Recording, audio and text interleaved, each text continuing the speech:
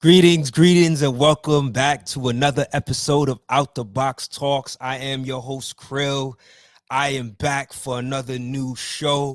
This is episode 107. So I thank all of the listeners, all of the followers of the platform for being here, man. It means so much. I just thank y'all for rocking with me, man. 2021 and the beginning, once I started season 4 in 2022, I just been on the ground running, man. So I just want to thank y'all, man. I do have another special guest on the platform today. But before I even jump into that, I do want to mention that I'm going to be taking a break from the podcast, after this episode. So, yeah, just some things that I got to make some adjustments to for the platform, and just other priorities I got to take care of. So yeah, man. I didn't anticipate that I would be ending the season so early, but hopefully I can start it up again. But I just want to let the folks know, that. And again, thank y'all for rocking with me on Out the Box. All right. So let me just shout out some things related to the platform before we start. Remember, the website is outtheboxmedia.com. This is a place that you can always stay connected with, right? The website outtheboxmedia.com. It's a new music blog, so I post a lot of new music, whether it's hip hop, soul, independent, creative, conscious hip hop is often posted to this blog site. And this is where you can go to get updates on anything related to Out the Box, right? I have a music review channel on YouTube, which I'll keep with that as well. There'll still be posts there, and there'll also still be posts on the Out the Box Media blog site as well. So just keep connected there. You can also subscribe for free on that website if you just go to the subscribe tab at outtheboxmedia.com. But if you want to be put on to the latest, dopest in creative, conscious, thoughtful hip hop and quality soul music, all the new music that's released from albums, EPs, or singles, I try to keep that platform busy and as updated as possible. So definitely always remember to go to that platform when you get a chance. All right. Also, we have our merch store, outtheboxmedia.bigcartel.com. That's the link. It'll be in the description of this podcast, where you can support by getting like snapback hats or tees representing Out the Box, you know what I mean, just to show your support. If you would like to donate to the platform, let me just let y'all know you can donate via Out the Box Rep, or via Cash App, via hashtag Out the Box Rep, or PayPal at paypal.me/outtheboxmedia. So let me just be clear: when you donate to the platform, you're not just donating to Out the Box TV, right? You're donating to, it's anything Out the Box related that the donations go towards, right? So to help run the blog site, outtheboxmedia.com, the music review channel, all the stuff that we do for Out the Box, beyond just the interviews and the podcast, you're donating for that. So, feel encouraged to continue to support that, because we're going to keep Out the Box moving. I'm just taking a break from the podcast for a little bit. All right. And also, if you would like to get access to interview clips, exclusive interviews that have not been available to the public, we have a Patreon page at patreon.com/outtheboxmedia. The link will also be in the description of the video, of the audio, wherever you tune into this podcast, the link will be there. All right. So you can get access to exclusive interviews. I have about 40 plus interviews on there. So definitely feel free to go visit that. And if you would like to support and be a Patreon member, you can go by that link. And it also, if you go to the link, it'll give you a list of all of the artist interviews that we have up there, so you know the type of artists that you'll be able to get these interviews with. All right. So yeah, man, I just wanted to shout that out before we start our show. As usual, as I always do with these podcasts, I always got a dope guest on the show. And this is a guest that I actually had on the platform back in 2020. But when he was on the platform, it was just audio, right? So that's when Out the Box Talks was just audio back in 2020. And I was so excited to build with him at that time. And I really got a chance to get some real good insight about his project at that time, Where the Sidewalk Ends. So it's dope to have him back on the platform. He has a new project out.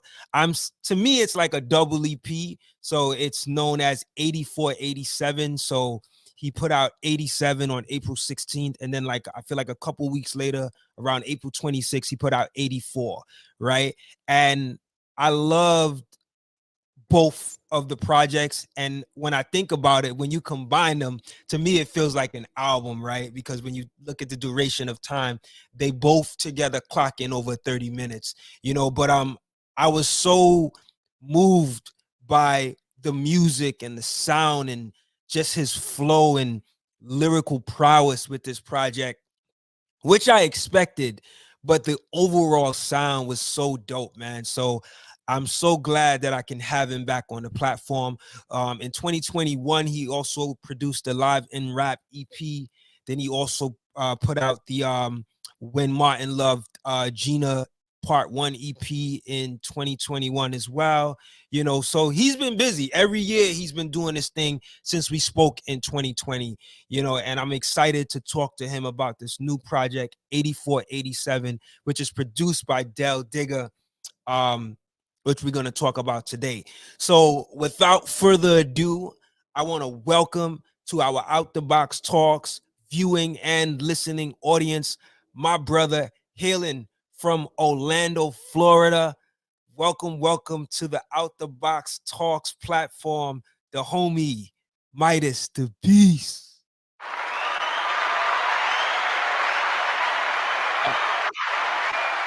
Yeah. We out here. What's good? What's good, Beast? How you doing, brother? How's everything with you? Everything's lovely, bro. No, you know, everybody who knows me knows you ain't never gonna get no complaints out of me. So everything's lovely. We good. That's a good mindset to have, man. In the midst of what the world has been going through, man, it's always good when you could have an optimistic mindset. You know what I'm saying? Yeah, for sure. So yeah, man, I'm excited to have you back on the platform. This time we got you on video. Yeah. Right? Because the first time it was just audio. And as I was saying earlier, man, I'm so I'm definitely feeling this new project, 8487. In fact, I don't know if you know, but at the end of every month on the blog site, outtheboxmedia.com, I do a best of albums and EPs to come out each month. And your project was the second best project that I listed for the month of April. Dope. Fire. So yeah, man, that's how much I feel about this project, like how dope I think it is, man. So, we're gonna talk specifically about this project, mostly about this project today. Usually I'd reserve the beginning of the interview to go into an intro of your journey and how you got started with MCing, but because we covered that in our 2020 interview, I'm saying let's just jump right into it and get into this project, man. Yeah. So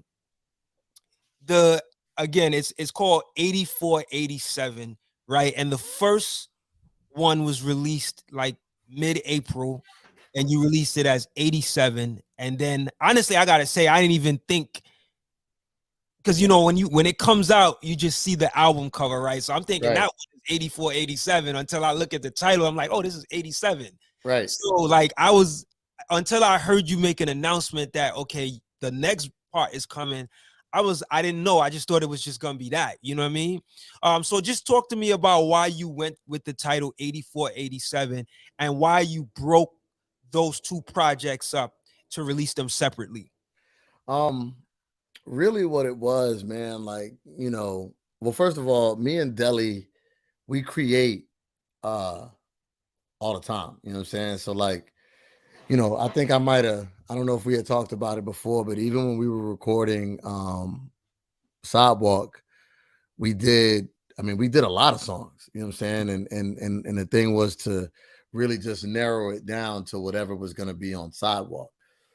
So coming out of Sidewalk being created, we just kept working. We just kept working. We had an album that we were working on, but it's kind of one of them things where like when me and Dele rock, we just record songs. Like he makes beats, we do songs, and I try not to be too caught up in him as well. We try not to get too caught up on like what this is for. We just create songs and we'll figure it out where it needs to go or whatever like that. So you know, it was kind of one of them things where um in the process of just doing a lot of songs, there was a bunch of songs that were getting created with a common energy.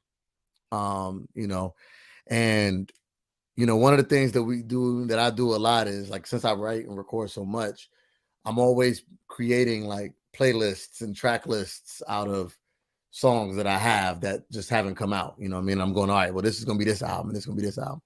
So, you know, 80 the what became 84 87 kind of came from just like, hey, these songs kind of sound, there's a couple songs that got the same like energy. Let's put those in a playlist. Let's put those in a pot.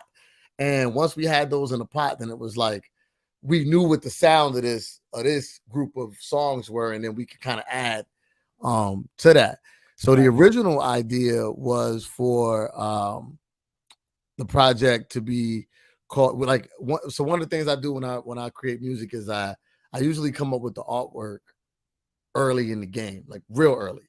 Like the moment I know what this is, it gets artwork. You know what I'm saying? Because once I have artwork, it gives me more of it helps me kind of continue pushing that narrative around the record. Right. So I had an image that I was like, this is what this is. Like this, I had this image, and that image kind of drove what the rest of the creation was. It's funny because that image ended up not being the album cover, but that image is what kind of drove it. So after we had the image, then it was like, well, what are we calling this?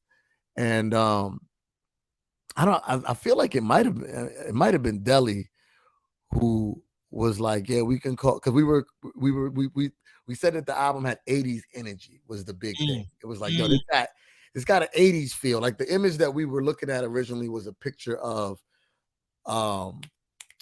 what's the spot in New York that they used to dance at, the dance hall, the disco joint.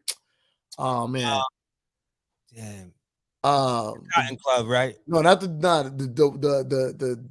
joint like Michael Jackson would go when all the motherfuckers, you know, would go to that spot and they used to throw the balloons and all that. I forget the name, but that spot was it was an image of that spot. Fever? No, not the Fever either. It's gonna bother me too because it's on the tip of my head. I'll get it. Yeah. But it was an image of that spot that was the joint. So we were like 80s, you know, like, and then it was just like, you know, like I'm an 80, you know, I'm born in 84. Right. And Dele was born in 87. So then, you know, like one of the big things about Sidewalk was that me and him, we really like go to war when it's picking these final track lists, you know, because we do so many songs. Yeah. We, you know, so we had this idea of like, yo, this is what we'll do.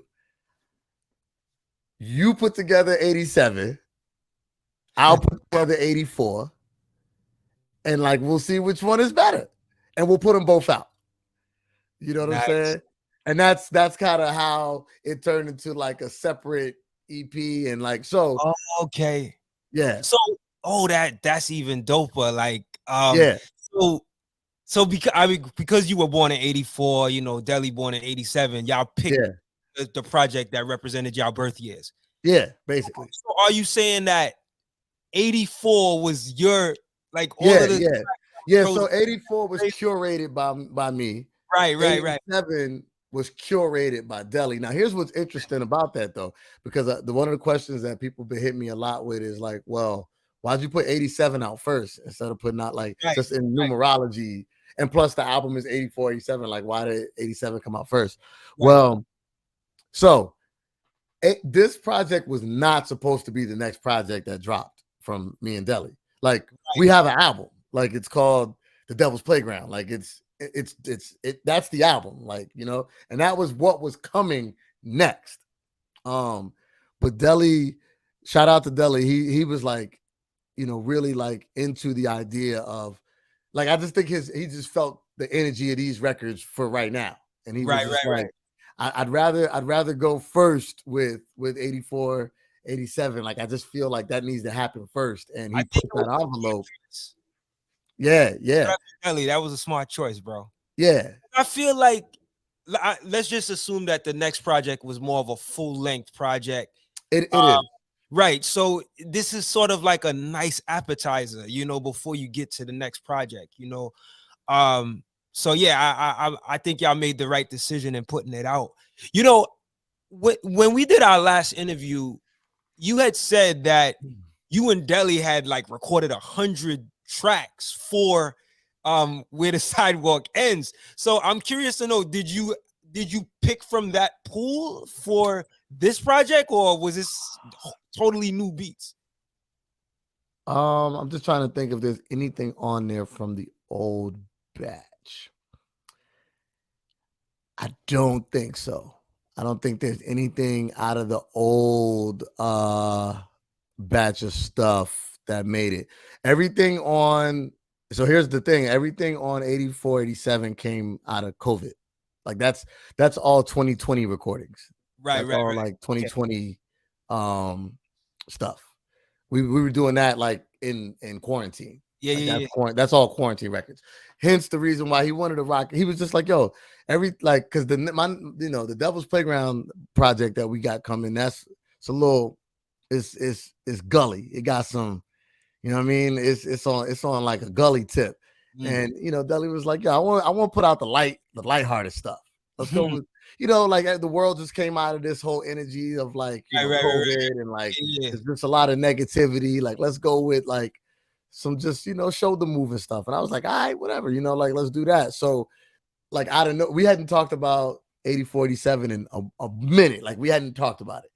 And he just came out of nowhere like, oh, I have a track list for 84, 87. And I'm like, well, you have a track list for 87 because that was the plan, right? right, right, And right. he's like, nah, I have a whole track list for like the whole thing. And I was like, no, no, no, no, no. We doing this the way that we said we was going to do it. Like, you worry about your side, I'll worry about my side. But it's funny because even with all that being said, like, he was like, nah, but I took your joints. Like, I know what you were going to use. Like, I put it together. And he had started his track list with Ashy Knees. Mm. So we just decided. So like the way that it is good, like the way that it is on the vinyl, the way that it is on the CD, Yeah. like it pretty much lines up to the track list that Deli had put together. Got it, got it. So let's go back to speaking of 84, 87. Tell me how you and Delle Digga strive to make this project a separate sound from your previous collaborations together. Like, Yeah. Honestly, I don't know that it's super intentional. This is what I know, right? I am I like to say that my biggest attribute as a elite MC is my ear for beats. Mhm. I think, I mean, it's all of this stuff is subjective, so it's whatever. But I'm a snobby beat picker. I like to rhyme on fly stuff and fresh stuff. You know what I'm saying? So like, I think and Deli is a very picky digger. I mean, it's in his name. Like he's crazy about vinyl. He's crazy about samples. Like he's real crazy about it in a crazy way, but it's like a artist crazy way. Like he's Mhm. like it's like how like a Mad Lib type Mm. of Steve. Like Deli's in the lab all the time, and he's picking and he's picking and he's picking and he's picking and chopping and all of that. So like we basically like he'll pick stuff and then he'll send stuff through. The agreement that we have is, bro, don't paint me in no box. Like send me whatever that you put together and let me be the deciding factor on if it's something I want to rap on or if it's something I don't want to rap on. But like I don't really want him to curate. I want him to send all the ideas. So this is what happens is I might get a beat like, if you go back to Sidewalk, like I might get a beat like Midnight Society. and then I might get a beat like Doodoo Brown like the next day. And it's like right. completely different worlds, like way apart. Thought processes are different, but I like that variety as a writer. Like the different flavors come in, and it gives me juice to try other things. As a writer, you want to stay. Writing still has to be fun to me. So if I'm always writing to the same things, it kind of gets boring. So he just throws different things. So I say all that to say there wasn't really we weren't creating this sound. It's just this is one of the sounds that comes through right in the pickings. You know what's very interesting about the project is that, as you say, that both, you each curated the different projects. Like 84 and 87 sound cohesively like they can be together. Yeah. So, like, I'm curious to know, like, were you guys following a certain like order or a system to be like, you know what, I see what, you could say, like, I see what you're trying to do with your creation, Dele, and he's saying the same thing, and y'all kind of working together because the sounds similar. It's not like it's two different sounds. You know what I'm saying? Yeah, nah. You know what? Honestly, usually what happens in a recording of a project is you find a song that is the is the sound of the project. Usually there's a song that you go, I got it. Like, and you could even be like 3 or 4 songs deep, 4 or 5 songs deep before you go, yo, that's the like the whole record is in one song a lot of times. Yeah. Right. And once you find that one song, me and him are able to go, we know what we're doing now. That's awesome. And now when you're picking the match to fit around, it's like, all right, if this one song is the baked chicken, that now I know how to go find the sides. Let me go get the mac and cheese. Let me go get the corn. Like I know now I got to put the plate together, but I got the main course of the plate right now. And I think for this, it's funny. We might even differ on this, but to me, that record is Walls of Intelligence. I think once we created Walls of Intelligence, it was like, all right, we know what we're doing now. Like, let's fit around that.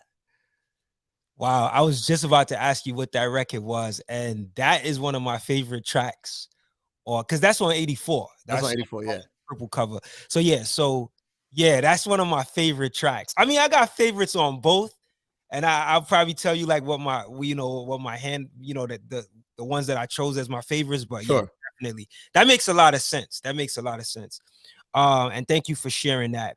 So one of the most apparent and compelling things about these two 84, 87 projects is the soul sample production. Mm-hmm. It has a vibe that's really soulfully cohesive, similar to what I hear with like Alchemist, with the minimal drums or drumless beats. Was there a certain type of sound of genre of samples that Dele was looking for? Like, yeah, I mean, I'm sure of it. I'm sure of it. Like again, he's a scientist with the vinyl, like, and then of course, like it's ill. Like this, he's not American, he's not digging in America. You know what I'm saying? So like his options are different. You know what I'm saying? And then, but I think this is the part that even makes Dele iller is his sensibilities are different.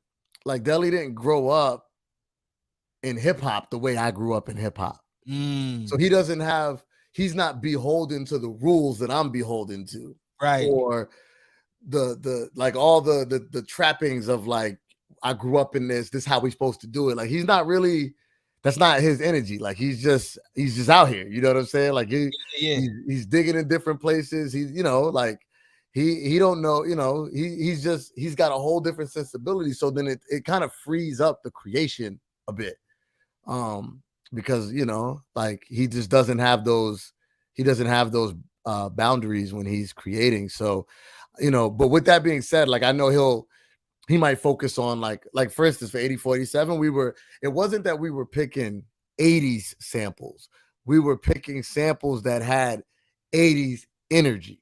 Right, That was right. more the flex than, Say because that. a lot of those is like 70s records. You know, there's a lot of 70s records in there. But, you know, like I was in my head, I wanted records, and this is what once we kind of got to that point, I kept telling him it's got to be Studio 54. That was the spot. I was telling him I wanted something, not so much that could be like, I don't see this record being played in Studio 54, but like the image that I had was a picture of Studio 54 with the balloons going up, you know, and it was like, I want an album that feels like this picture. Right. Like I want a project that feel like if we was to go out on a Saturday night and you know, maybe to an underground spot, but like in like 82 or 83 or something like that, and we threw Doodoo Brown on, like it would, like people would be like, you know, catching it on that. Nice. Like Yeah. that was the energy behind it. And that explains what we see on the album cover, right? Or on the project covers. Shout out Greg Rapper. Oh, that's the person that designed it? Yeah. Dope. Yeah, because you know, if you look through the numbers, like the 84 to 87, you can see people like at a party dancing and stuff. Yeah. It looks like they got on like 80s clothes, you know what I mean? So it makes sense now. Where's Delle from again? Where's he repping? He's in Uruguay. Shout out Uruguay. Okay. Wow. Shout out Uruguay. Yep. Got it. And have you and him ever like met in person yet, or has this just been a relationship where remotely? This has been 100% remote to this point. Crazy. To this point. There is a pending linkage plan, but to this point, it's been 100% remote. Hey man, I'm not mad at it. I mean, a lot that's happening a lot nowadays, man. And if it's producing beautiful music and just really dope sounding music, I think it's awesome. You know what I'm saying? So you often sound really smooth with your rhyme delivery, and this is just a natural thing for you. You know, just me following your music over the years. It clearly sounds like this on this project. Like your rhyme sounds so effortless. What do you attribute to having that smooth pocket of emceeing? Oh man, that's a great question. I don't, you know, if you look back at my older projects, if you go back to like the early stuff, right? So like MidaZ versus Muggs, like if you go back that far, you know what I'm saying? Or if you go back to like MidaZ versus Pete Rock, or even AU, there's a lot of, you know, I think back in those days, I had a real hurried style. Like I was rhyming a pitch or two up, you know what I'm saying? And it was, and it was a lot faster. A lot of the production I would rap on would be faster. You know, and there was definitely more, you know, boom bap in my old stuff. There was still some of the same sensibilities as it pertains to like, you know, just like the samples, I guess, the type of joints that I would rap on, but it was definitely more boom bap. And, you know, boom bap affects, in my opinion, the way, like, it affects the way you rap, right? Because you, like, when you're rapping on hard drums, like, that's doing a different thing for me as a vocalist. You know what I'm saying? And I think what happened was, you know, around the time that I worked on Loops 1 and then really solidified when I did Loops 2. Loops 2 is the seminal, like, that's the project that changed my whole outlook on creating music, was Loops 2. But around the time of Loops 1 and Loops 2, I really finally accepted the fact that, like, you know, I Make Mad Beats used to always tell me, like, bro, you got such an ill voice. He used to be like, bro, your voice is like ill. But like, I don't think I ever used it right back in the day. You know what I mean? Like, when I go up an octave or when I go up a pitch, like, I'm not using the flyness of my voice. Like, I'm going away from the flyness of my voice to try to, you know what I mean? So then it was like, okay, well, gosh, if I really got this dope voice, if everybody always tells me like, man, you got this ill voice, this ill delivery, like just in talking, you know what I mean? And then and stuff. And then and rapping on certain joints. It would always be like, yo, why can't you rhyme like that all the time? And it's like, I was like, yeah, I don't know. But it hit me. It was like, yo, what I really need to do, it was like, yo, I really need to dig into what's this MidaZ voice? What is the voice of MidaZ? You know what I'm saying? And once I dug into what the voice of MidaZ was, then it was, well, man, I really do have a powerful voice on records. What I should probably do is I need to rhyme on joints that accentuate my voice, that pull that out. So I like to play in my head, I'm playing I'm an instrument on a record. So like I'm the kind of things I'm rhyming on and the way I'm rhyming on them is to be a part of the sample. Like my goal on these records is to not detract from, but to add to. And that's really where the evolution of all of that came. And then as far as, that's where I think tonally I went. And I even think just style wise and like content wise and stuff like that, you know, for me, like it became a big thing to just slow down. And I really started to concentrate on, all right, so how can I still be, because I get the best use of my voice when I get to drag it. And, you know, so I was like, but if I'm going to say less words, how am I going to be like the illest? Like, I got to still be the illest. So then it became more about learning, you know, all right, let me play with space a little bit. And how can space be the punchline? And how can, you know, dragging this word be the bar? You know what I mean? Like I started just kind of going into more of that because my logic was, yo, I'm always going to say ill stuff, but like, how can I say it even flyer that it'll hit different ways? So that's kind of where we've been going to get to like these later things. You know, that's a great point you make, because when you listen to 84, 87, like most of the tracks are really short. And, you know, when you talk about saying less, but still making that impact, I could see that now as you explain it, it was calculated. Like you really looked at it from a strategy perspective, you know, like when you talk about spacing and stuff like that. So, thank you for sharing that. I want to get into some of the lines from the music. Let's start off with the 87 EP, only because that's the one that you guys released first. Sure. So track Day Rays. Woo. You have such a sharp sequence of lines on that track, and you do this a lot throughout both projects, but I'm just using this one as a highlight.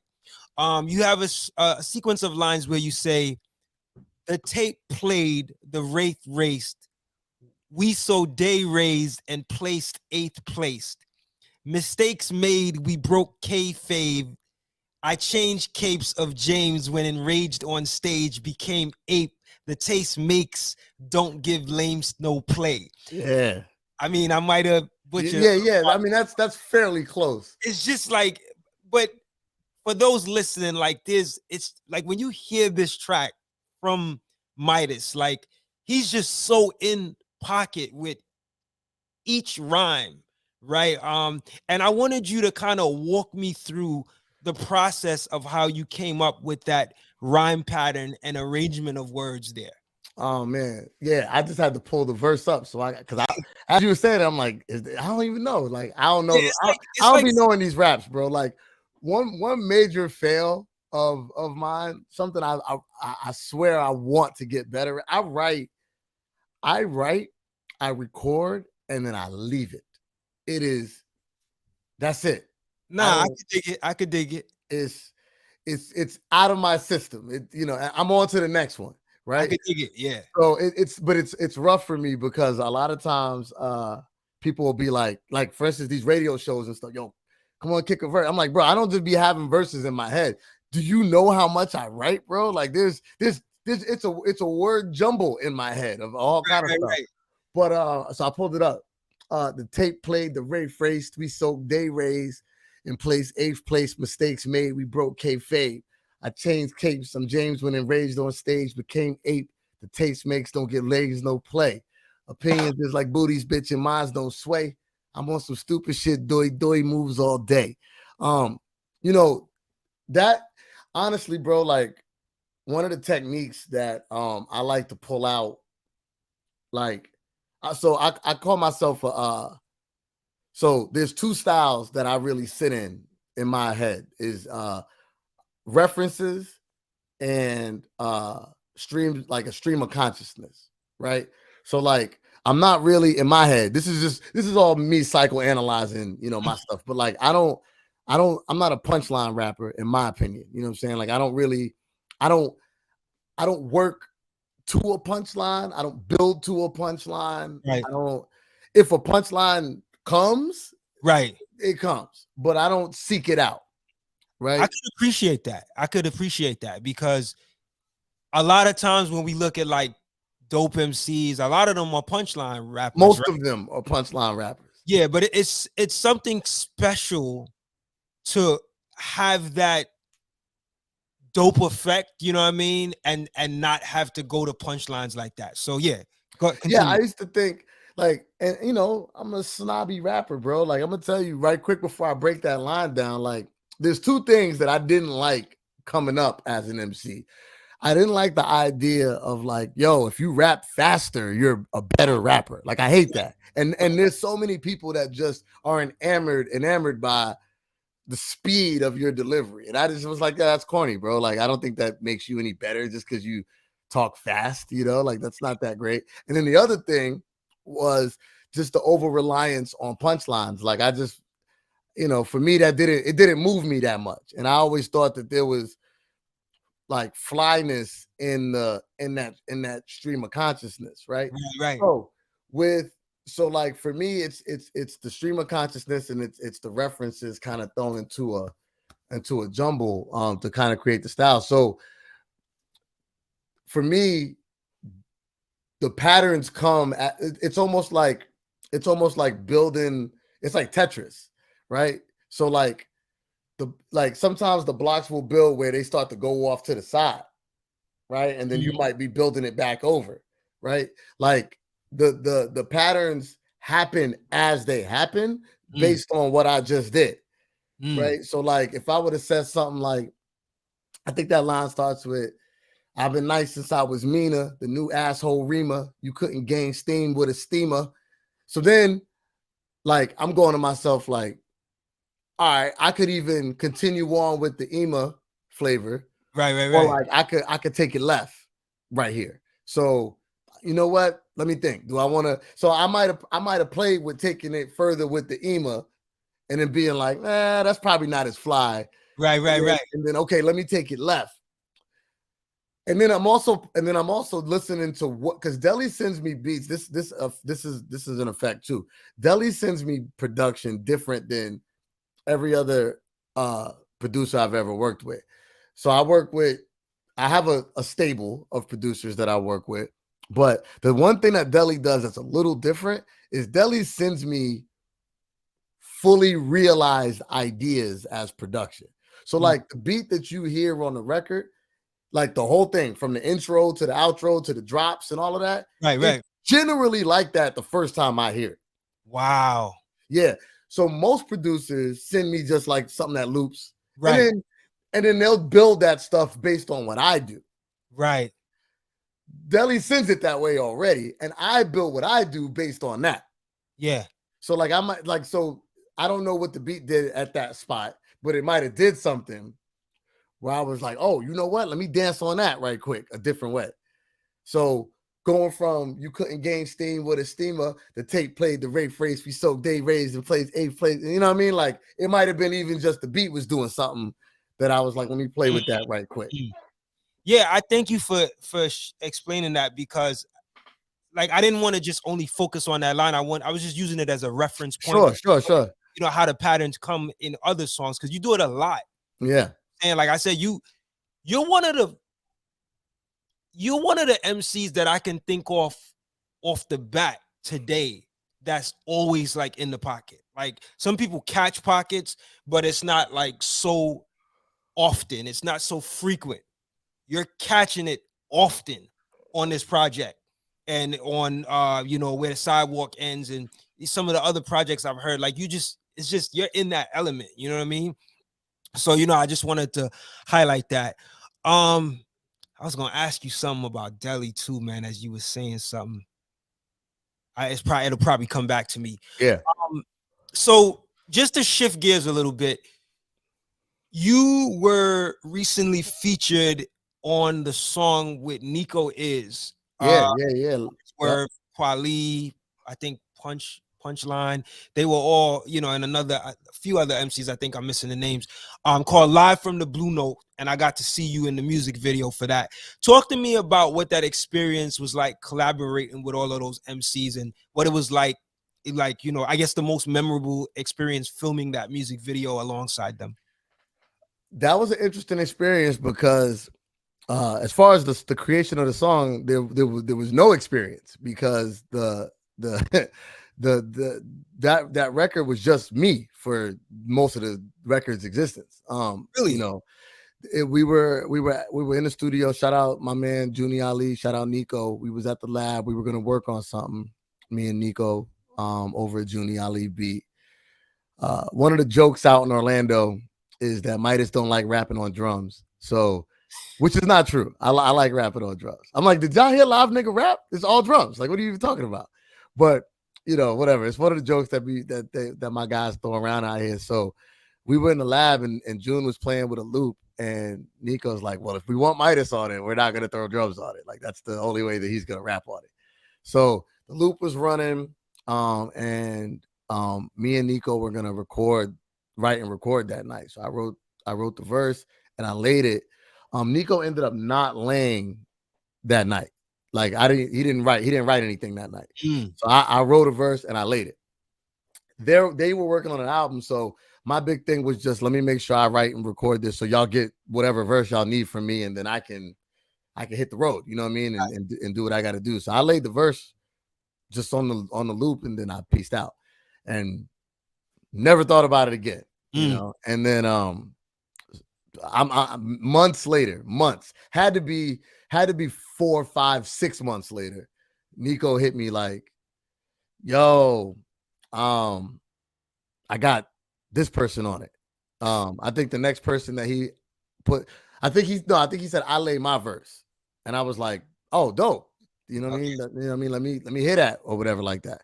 And then he was like, and then like every like other week, I would get like a text like, yo, AL Lyrics is on it. Yo, Punchline is about to jump on it. Yo, we gonna get Words on it. And then lastly, it was, we're gonna get Talib on it.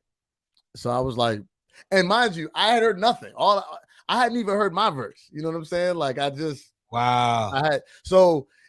Whenever I talk to people, it's funny, the competitor in me, because everybody's all like, who had the best verse on Blue Note and stuff like that. My thing is always, I didn't get to hear nobody's verse. Right. I didn't even know anybody was going to be on the song other than me and Niko. So, right. Like, what's ill is that you laid the first verse even before Niko, so that I wouldn't even. And that's why I set it off, because I was the first verse. You know what I'm saying? Right. So it just built from there. So that was how the song got created. And I, when I finally heard it, I was like, oh wow, this is actually really dope. And everybody did their thing, so that was dope. As far as the video, I mean, that was fire. I mean, we all went to New York, and we actually, Talib had a show that night with Bob James and Slick Rick. So we the plan is super funny, at least as far as I knew. The plan was that we were going to try to get into the Blue Note and rap on stage during sound check to get the shots, and we did. So that was, and mind you, let me be clear again, I never heard the song, you know what I'm saying? So like, it was going to be a lot of like mouthing in a way of like, because I don't know the words to the song, you know what I mean? Like I probably had heard it really for the first time maybe the day before, or maybe that morning type of Steve. So like, I didn't know the lyrics to that joint. So anyway, we were gonna do it during the sound check, like that was the thing, and we did it. And we had a couple scenes, like the table scene and stuff. It was dope. But then, so we were chilling in the blue room, or in the blue room waiting, for Talib to do his set, and Niko came upstairs and was like, the green room. I'm sorry. Niko came upstairs and was like, yo, we're going on in like, 10 minutes. And I'm like, going on to do what? And he's like, oh, we're gonna perform the song. And I'm like, perform it when? Where? And he's like, on, like we're gonna perform it during Kweli's set. And I'm like, during his set? It's like we don't know the song. You know what I'm saying? Like, how are we gonna perform it? Like, I don't think in 10 minutes. And he's like, yeah. And then the thing about the Blue Note that's crazy is it's 2 shows. So like you do the show and then you do an encore, right? So I was just like, what? And I didn't even really have time to process it before. Like it was like, all right, it's time to come down. And Kweli, if you've seen his podcast, he does like really dope intros for everybody. Right. So he does he gave. I had just met Kweli that day, and he gave me an intro like like I knew this dude my whole life. You know what I'm saying? It was crazy. He's like, this brother right here, this is where he came from. I'm like, how do you even know all this? You know what I'm saying? And he gave shout out Kweli. He's a really good dude. He studies the music and stuff. He's authentic. Like he's an authentic dude. He was very, that's love. So big shouts to Kweli. He didn't have to do none of that, pull us on all that. So anyway, but then it was like, yo, I'm bringing all these dudes up and we're gonna do this song. So brought us all up and we had to do the thing where like we rapped over the track because we didn't even have an instrumental. Like, because I was gonna ask you, like, you said you didn't remember the verses. Like, how'd you pull it together? Well, we didn't at that moment in time. Right. We didn't even have the instrumental available. Like it wasn't because why would you have the instrumental when you're doing a video? Right. Like you don't need it. So.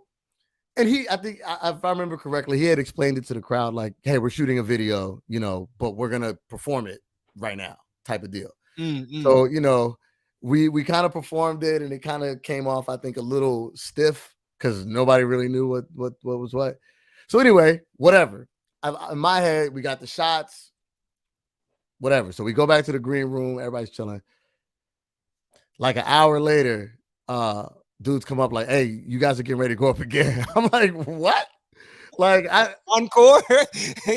We gotta rap again? Like, I know he's rapping again, but what we gotta rap for? Like, I was so not prepared for that. Like, my thoughts was not that we were doing that the first time, and definitely not the second time. So then, he, yeah. And it was funny because by the second time, though, and shooting the video all day, I generally knew the rap.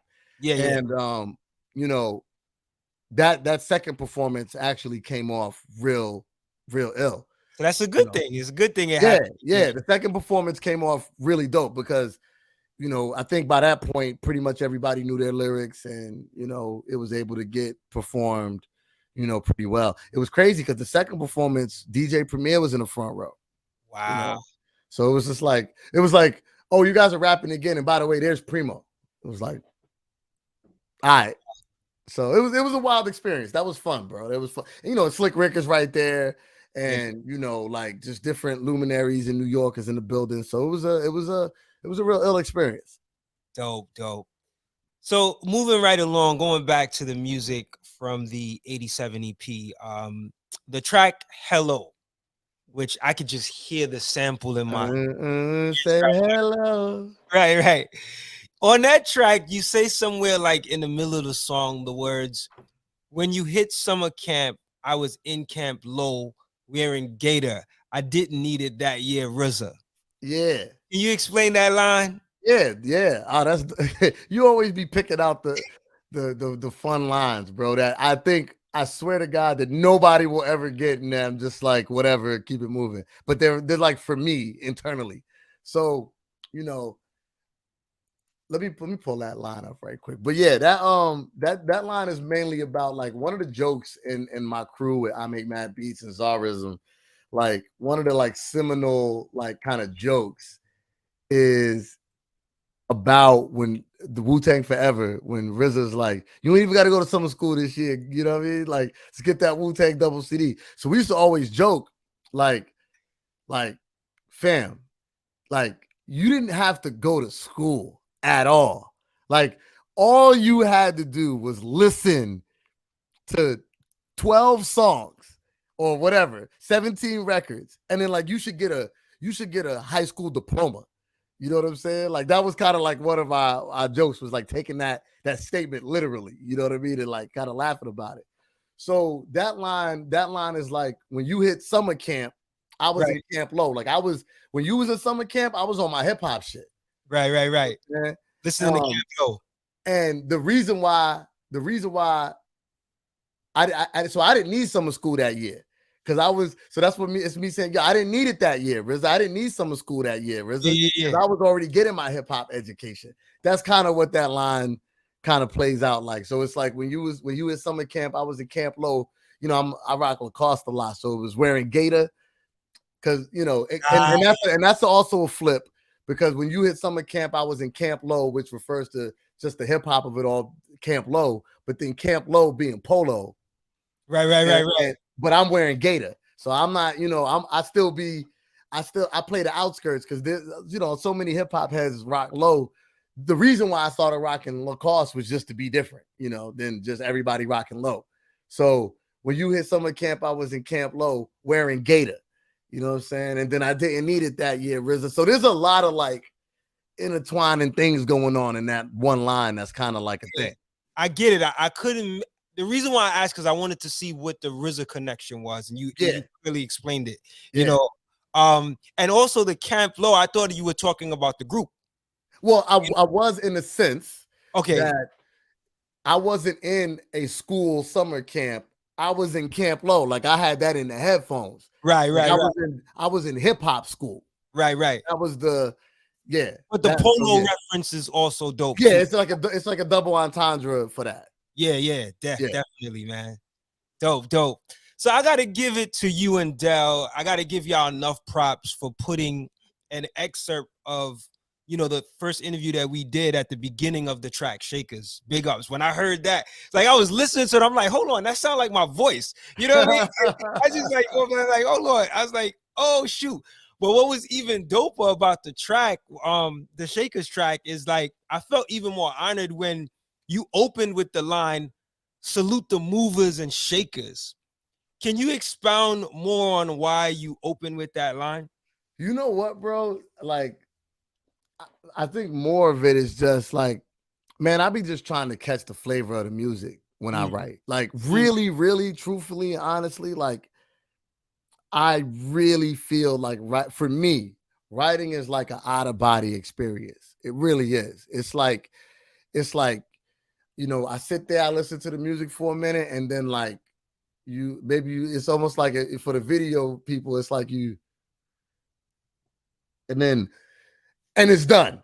You know what I mean? You're like, yo, what happened? Where did the last like 30 minutes go? You know what I'm saying? Like, oh, there's this whole like rap that's created in this last 30 minutes. But like really what it is like I try to feel the music. And again, a big part of my deal is being another instrument on these records. So when I'm listening to, and that's why I rap on a lot of joints with a lot of musicality going on, because I'm always going, what does this feel like? What does this feel like to me? Like, not what just what does it feel like? So that record, that sample and the way that he flipped it, like I always think pattern first. It's funny, being as wordy as I am and as lyrical as I am, I don't think word first. I think pattern first. So when I'm listening to that, I heard, and then it's like, so that's the puzzle. And then it's like, okay, so what's the, I'm like, okay, salute the movers, the shakers, they precious artifacts more than the can take us. So that's how it kind of comes together. You know, as you explained that, I think it's so brilliant.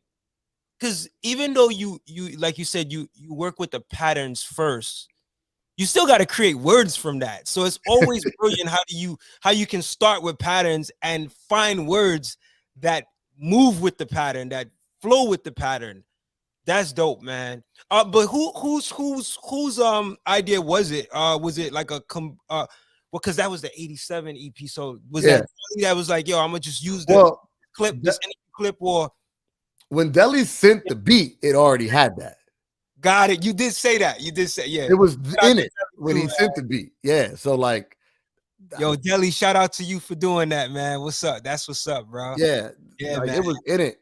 So yeah, I just remembered what I wanted to say about Delle. That is something I noticed clearly on this project. And you said it earlier.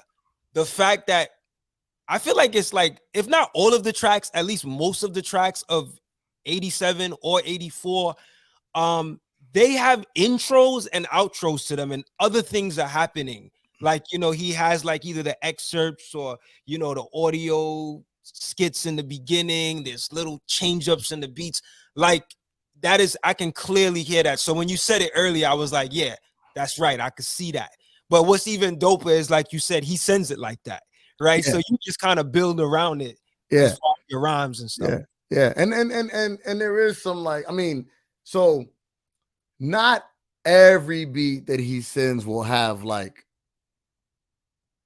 talking samples or like, stuff like that.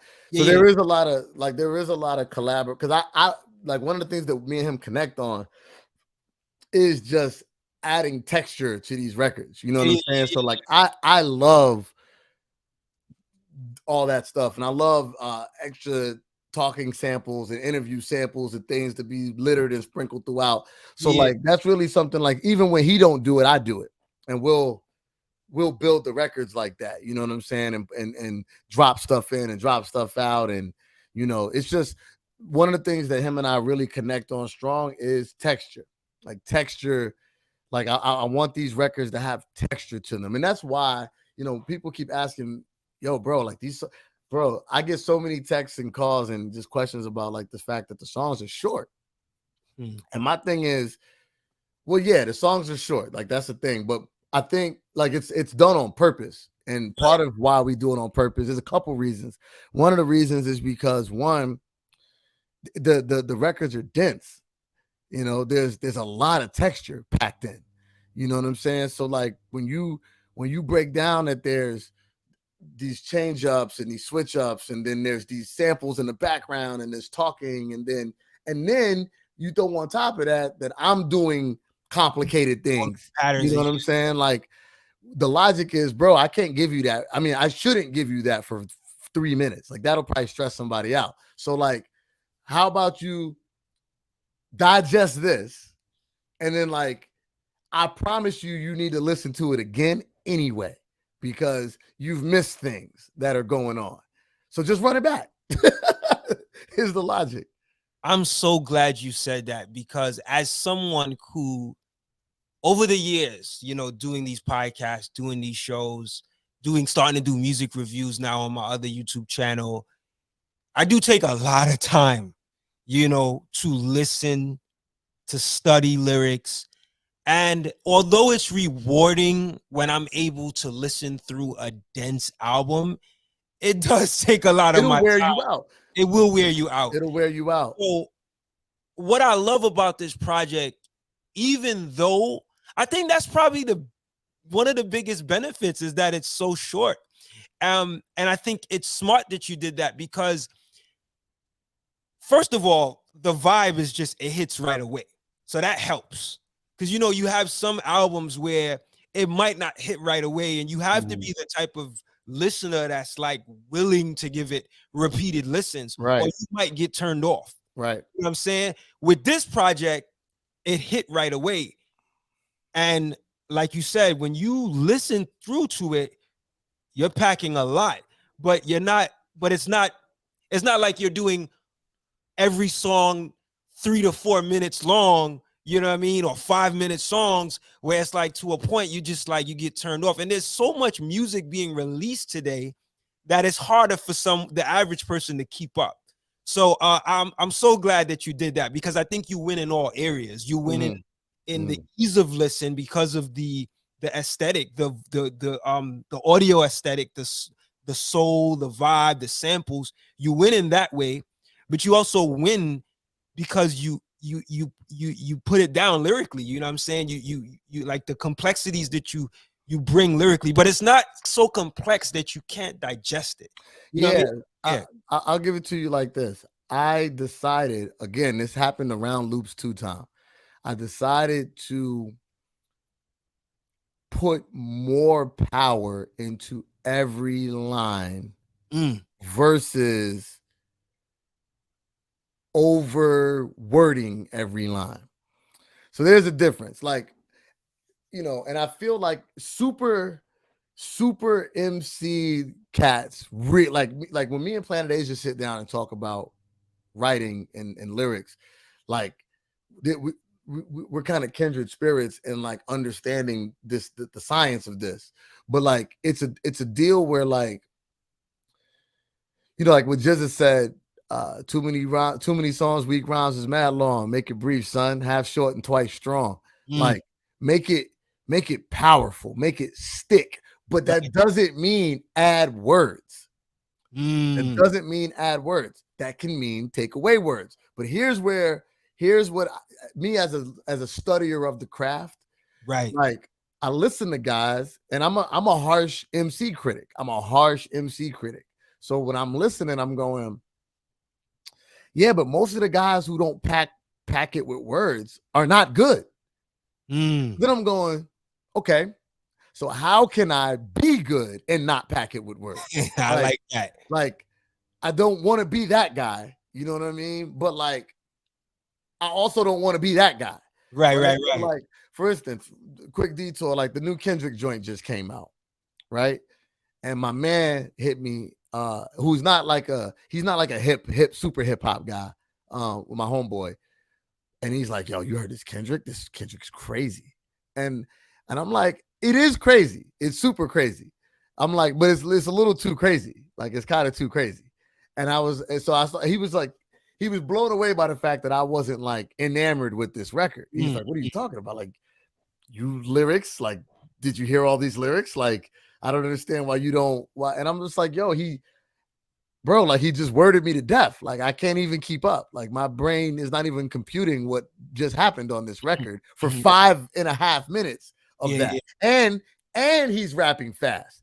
Like, bro, I'm a grown man with like responsibilities, and like, I don't have time to dissect all of that, what just took place. Yeah. And I don't even know what he's saying half the time. Like, this is going to take me so many listens to understand what's going on. Like, I can't even dedicate my life to that. Yeah. So he lost me quick on that. Like, I caught the vibe because I'm a viber. So I caught the vibe. I can feel it.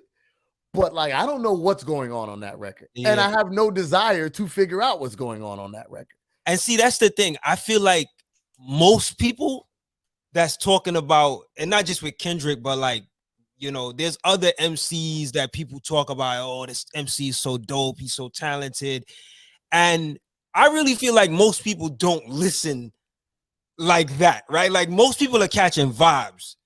And that's why, like, as long as I've been doing these interviews, especially since I relaunched the podcast, I've gotten a lot of recognition for the fact that the way that I do these interviews, that I listen. Yeah, you listen. I know what it takes. And like you said earlier, like, I know it takes that time. Like, even preparing for this interview, it took me, you know, I want to say probably like 3 hours of listening, penning, like you said, this is a craft for me too. Yeah, it's a craft. It's a craft. So yeah. I get it. And I feel like most people don't listen like that. And it's for that reason. It's for that reason you said. People got other things to do. Yeah, it'll wear you out. But like what I and honestly, me being self, you know, understanding, like, I can wear you out. Like, I can wear you out. Like, I write. I write. Yeah. So like, I can wear you out with lines, with bars, with all of that. So to even edit myself a little bit was going, slow it down, be more deliberate, get your point across. Right. Like, don't, if you had a point that was going to take 15 words, how can you get that point across in 8 words? Right. And make it a little bit less intimidating for the listener. That's the point. But what really mattered to me, and this is where I think it's, in my opinion, where the higher level MCing comes into play, is I wanted to do that without losing any dexterity. Like it's still got to be bananas. And like I don't think people understand. Like I could dig that. Yeah. Yeah, like feeling, bro. Like it's easier for me. It's easier for me to pack in words. It's not easier to not pack in words. Like that's where people get it mixed up. They're like there's more technique and more skill needed to not pack in words. I can fill every space with a word, you know, like Kendrick did. Like that's easier for me to do because all you do is you just dance on every single sound, right?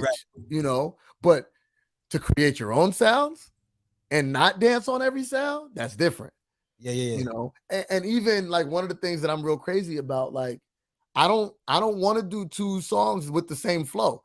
Like the flow's got to switch. Nice. Like that's why even in the song the flow's got to switch. That's why like when we were talking about Day Rays, like that pocket and Day Rays don't happen nowhere else. Like that's right there. But like there's certain rappers, I'm not gonna name them, but there's a lot of cats that get a lot of love in the indie space of like being super extreme lyricists. Like, this is the lyricist. And to me, what they do sounds like it's too formulaic. It sounds like a factory. So even though what they do is ill, because they do the same thing every time, it's not that ill to me. You know what I'm saying? Like unnamed rapper A, like that gets a lot of love. Like to me, it's the same verse every record. Like it's the same setup, with the same leave off. And like that don't impress me. Now, even if the punches are great, even if the metaphors are great, even if all of that's real nice to me. But if you do the same, it's the same formula every time, that bores me, and I don't find that to be impressive. So like I'm real crazy about like I need a different. That's why each track I'm trying to catch okay, what's the flow on this? Like, and that's why rhyming to not drums as often, or like not so, because there's drums, but not so pronounced hard drums. Yeah. Rhyming to that stuff has been enticing to me since then, because now I get to pick what sounds I want to rap to. Right. So like when you rapping on drums, hard drums, you're rapping to the drums. But like, what if I want to rap to the flute? What if I want to rap to the strings? You know, what if I want to rap to whatever other sound is on the record? You know, that's really important, because that's a vantage point that I feel like is unique to an MC, right? Because for years I would hear people say, like even producers, is like, oh, you can't be having, it's almost like critiquing people who, or critiquing producers who choose to do the drumless beats, right? But I'm noticing more and more from an MC's perspective, it actually makes more sense. It helps you to shine more, as in terms of your vocals. I feel like almost like the perspectives are different, from a producer that is like, when you think about how like producers in hip hop came up, like they're used, like boom bap is the thing, like the drums, the samples combined. But now we're seeing a lot more of the drumless production, and I feel like a lot of it's really, like you said, it's accentuating the vocals of the MC more. So I appreciate that perspective. Well, also, it's accentuating the vocals of the MC, but it's also like, to me, those things are built for elite MCs. Like, I don't think everybody should touch that kind of, like, I hear you. It makes sense that Rock Marcy rhymes on that kind of stuff, because Rock is doing a lot. Rock is dense. Rock needs space. Right. Create. Yeah. You know what I'm saying? But like when you're run of the mill rapper, you're not painting in the picture. Right. You're not filling in the picture. You're just here. Like Rock is clear. He's painting that picture. Like, that's what I'm trying to do, is paint that picture. And you've got to have a skill set to be able to do it. So that's really the steez there. Yeah. Indeed. So let's get back to the music. On 87. Who is Spencer for Hire? Is that an alter ego character you're referring to on that Oh song? man, Spencer for Hire was a TV show. Okay, see, I missed that one. Yeah, it was like I don't know. Because it I was did see the Magnum PI, which I know that show. yeah, yeah. It was something like that. It was like a Magnum PI type. You know what I mean? Spencer. The guy's name was Spencer. I want to say he was like a private detective or something like that. So he was Spencer for hire. Like he was a hired, cat. Got it. Some old 70s, 80s joint that used to come on was called Spencer for Hire. So I called it Spencer for Hire because it just sounded like that record could be played in an episode of Spencer for Hire. You know what I mean? Like, okay, this kind of fits into that move. Got it. Yeah, so I missed that one. I guess that's an 80s show that I just didn't know because I came up in the 80s too, but some shows I didn't see, Yeah, so thanks for sharing that. All right. So the next question I wanted to ask is let's actually move to the 84 EP now. Let's go. At the end of the first song, Forever and a Day. Forever and a Day Yeah, you say Doc's boys, that's the frat, bro. Yeah. If I'm not mistaken, I believe you're talking about like when you say Doc's boys, like the Doc Side Music Group. Correct. You are correct. Exactly, right? Tell me a little bit about who the Doc's team are, like, and what their role is in music. Honestly, bro, like at this point, Doc's is just a band of brothers. It's a band of brothers. We all met each other, So Zarism and I Make Mad Beats are brothers. They're blood brothers. Zar is the older brother. I Make Mad Beats is the younger brother. Okido, aka Synops, is their older cousin. So really, it starts with them. In that sense, is like Okido is the older cousin. Zar and I Make Mad Beats are his little cousins or whatever. And when they came to Orlando, I Make Mad and Zara came out to Orlando to go to college. So, they came out here and, Okido comes out here, or his family's from Canada, but lived out here. I forget his commute out here, but, they're creating music together as a family, type of deal. And that just started to bring in the other guys, because we were all young, high school / college, guys creating music, running into each other in the scene and become, all right, we're gonna click up type of deal. But what it's turned into is more like those are my best friends. You know what I'm saying? Like those, like it ain't even at this point, it's not even about music like that. You know what I'm saying? Like, I Make Mad Beats is doing a lot of things in Memphis. He's doing a lot of things in Memphis with Unapologetic and running that as a record label and as an initiative and everything. He's got artists that he works with and does things with out there. And, Zarism, is still producing for people. And he actually has a new album he just finished that he's working on, getting ready to get put out. And, Temperamental's he's got an album that he just finished. A producer record. That, man, yeah. Yeah, he just finished something that all of us are on. DJ Dolo just put out through Loretta Records. He put out a project through Loretta. And that's out right now, and that's got all the family on it. And I Make Mad Beats dropped a EP called Mad Songs Volume 1, and that's got a MidaZ and Zarism joint on that. And so like but more than create, like we be kicking it, like we just talk and vibe out, because everybody's grown and doing different things, you know what I mean? So like my big problem is I'm a crazy person about, like, I like to be in the lab. Like the thing I like the most about music is creating it. I like creating it more than I like performing it, more than I like listening to it. I like creating it.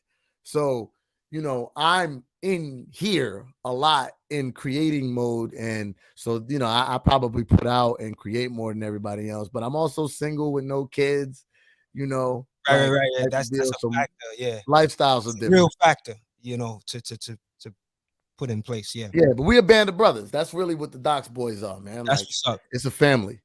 Yeah, I had to put 2 and 2 together, and I was like, it has to be Doc Side you talking about, you know what I mean? But I always want to ask to make Yeah. sure. So on the song Walls of Intelligence, you have a line where you say recognition's not what brothers show face for. Yeah. Songs creating moments, set them free and go make more. Yeah. What exactly are you referring to with that line? Oh man. So one of the things that drives me crazy is, you know, people create songs, artists that I know in the city and stuff like that. Like, I don't know, people be scared to release their music, like to put it out, you know? And some of that is like the perfectionism type Steve, where you're like, it could be better, it could be better. Like you're constantly the people who constantly tweak stuff. Mm-hmm. And then there's the other side of it where, like, you know, like people are just scared to be vulnerable and put their art in front of people to be critiqued, right?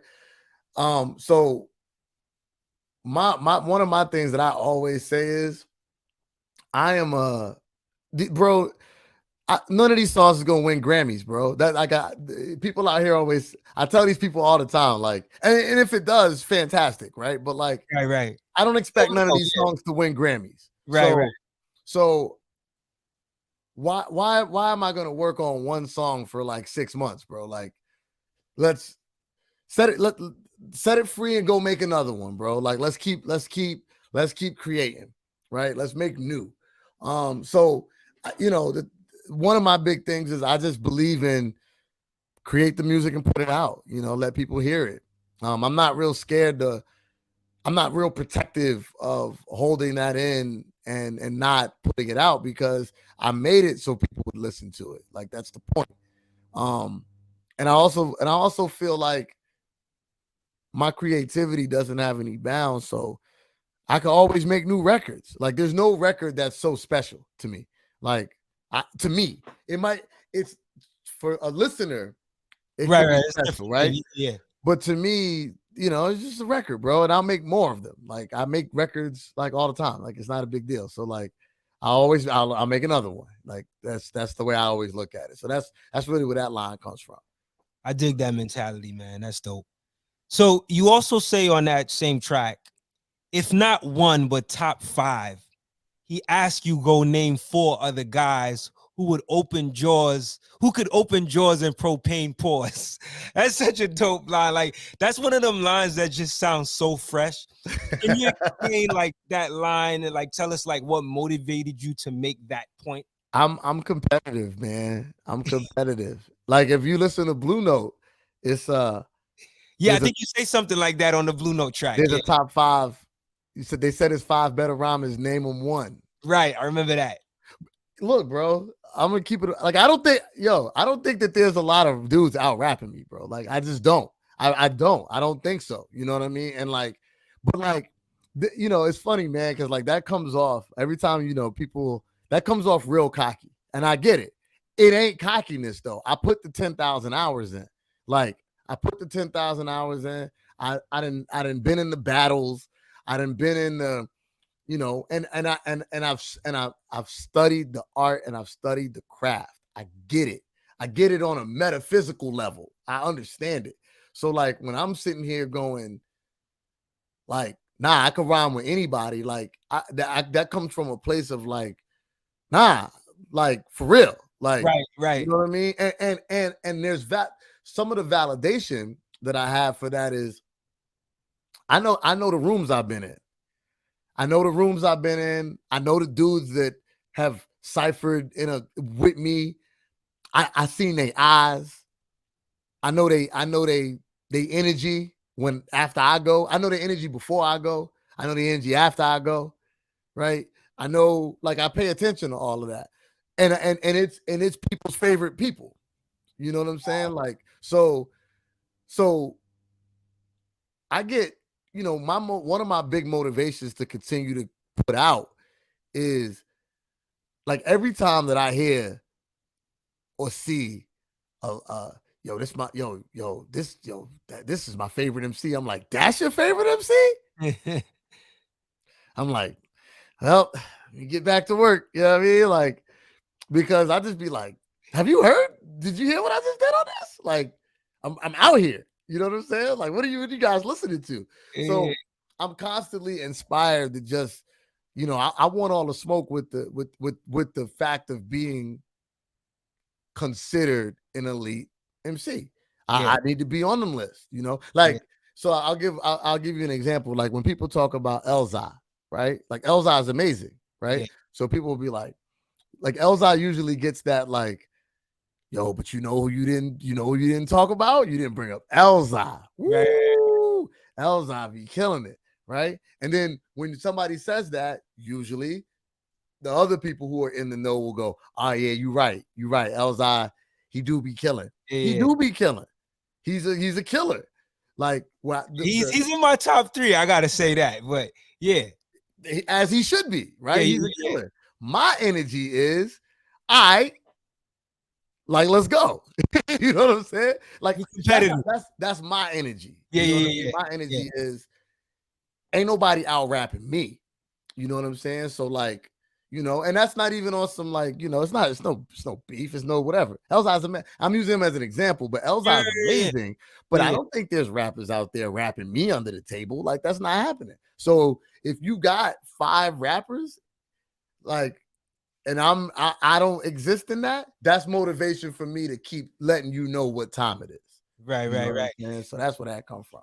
Tell me about that line though, open jaws and propane pause. I think I know what you're talking about, but I want you to clarify. Well, it's just, you know, like, you know, propane is like flammable, you know what I mean? So it's just like, just like the fire breathing drag. Like when I open my mouth to spit, like it's nothing but fire coming out of here. You know what I'm saying? So it's really just that energy. Got it. You know how I looked at it too, which actually the way you explained it makes perfect sense. But like the part when you said open jaws, I was thinking maybe you were talking about you know, the audience, you know, when they're like in awe by the MC. Oh yeah. Like, you know what I'm saying? Like they're in awe, they're like excited, they open their jaws. But then when you said propane pause, I was talking about the MC, like who else can open their mouth and spit and out, the fire comes out. Yeah, I know. That's what I'm saying. It makes more sense that way. way. That works too. Yeah. So yeah, man, thanks for breaking that down. So the track 87 collection. It's my joint, by the way. Yeah, it's a short track. It's one of the shorter ones, yeah. Right, but it's a clever storytelling track. Tell us briefly what the story is about and why you chose to call it 87 collection. Flash the pearlies, I'm Mariano Rivera. Women in the hair mirror, near a nigga ordering quiche when I'm in Panera. The one on Cimarron next to the Chick-fil-A where the service is always top-notch way to begin the day. Yeah, that's my joint. Like how that beat is fun. Concept, yeah. That the beat was fun. Man, sometimes Dele will send me stuff that I just be like, oh, I can't wait to rap to this, because sometimes it doesn't even have to be quote unquote the best beat or the most whatever, but some of these beats are just fun to create to, and that was one of them. Even with the way it starts, and then it settles, and I was like, woo, that's fire. So you know what's funny, man? Like the whole like kind of idea, there's a Panera up the street from here. It's on Cimarron Boulevard, and it's next to a Chick-fil-A.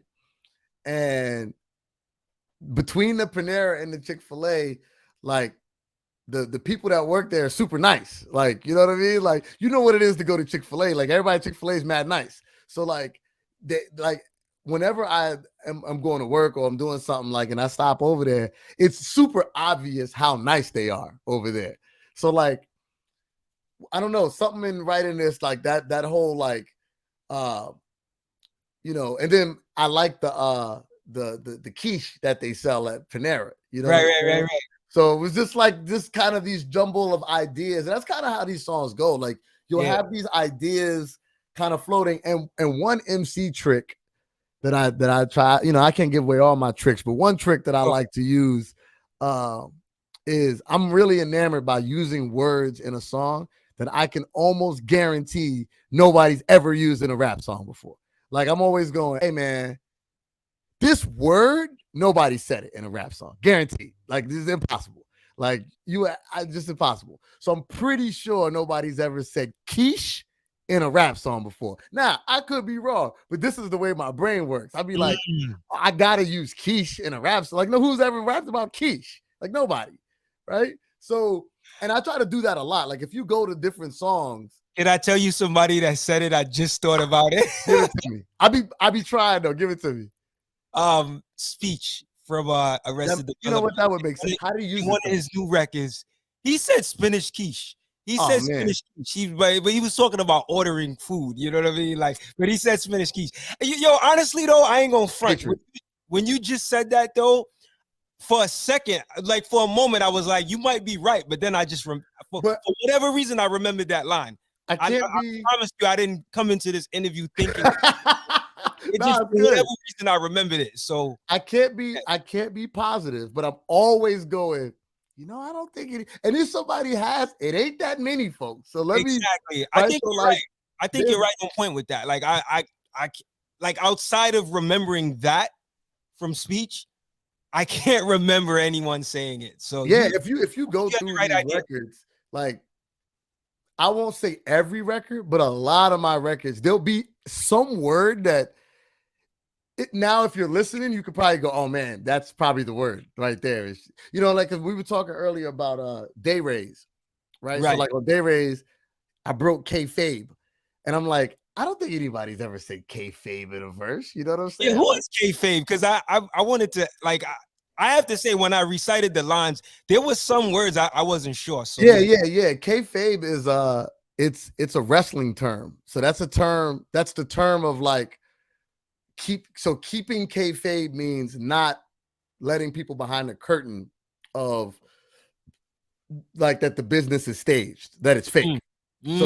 So kayfabe is like when you are really pretending that it's real, right? So like I'm like, yo, nobody's ever said kayfabe in a verse, bro. I didn't even know the words. You know what I'm saying? So like that would be the energy. But going back to 87 collection, I think you had asked why it was called 87 collection. Right. And I'm going back to it right now. I think the reason that I called it 87 collection, hold on, I'm going to tell you, because is it this one? Yeah, I think the line, I had Lacoste on 87 collection. It came off of that. You know what I mean? Because basically, like Lacoste would come out and in a lot of the high-end clothing brands or whatever, they drop in seasons. You know what I'm saying? Like TV shows almost, right? So it'll be like the new season of Lacoste or whatever. So I was saying, I got the 87 collection of Lacoste, and that's just kind of where that title came from. Nothing too more crazier than that. Dope. Yo, you ever thought of like, I don't know, have you ever thought of like putting like the lyrics out with your projects, man? Because I've done it before. Right. Did you do it for Where the Sidewalk Ends? I don't think so. The last time I did it was with Loops 2. We did the book. Yeah, it was a lyric book with Loops 2.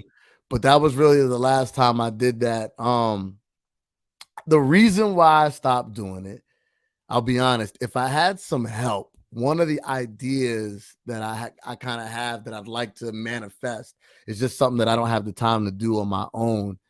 Is I'd love to do.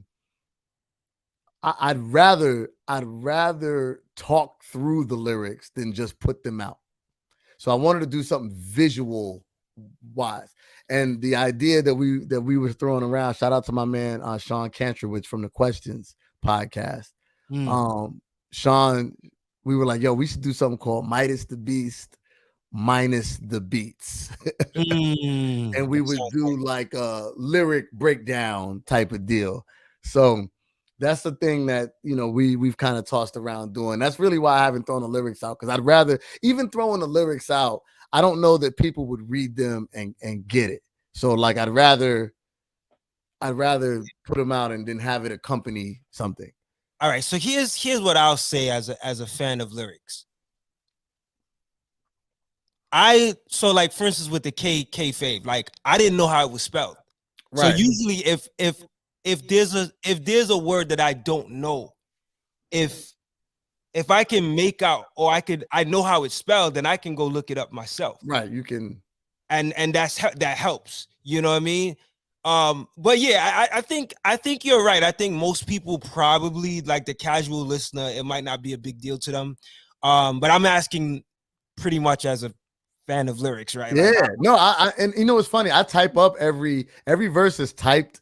Like as we were talking, like I've pulled up lyrics since we've been yeah, talking. Like, I think that's what I noticed too. I was like, yo, you actually have it. Like I have them. I rap as well, but that's one thing I haven't done, in terms of the music I've put out so far. Like I haven't put together a lyric sheet, because like I wrote most of my rhymes on notepads, and if you look at my pad right now, it's like all over the place, and then I have to like transfer it. So I mean, but I I just figure, because you've been doing it so long, and your lyrics is so dense and so much patterns and so much stuff happening, I think it'd be helpful.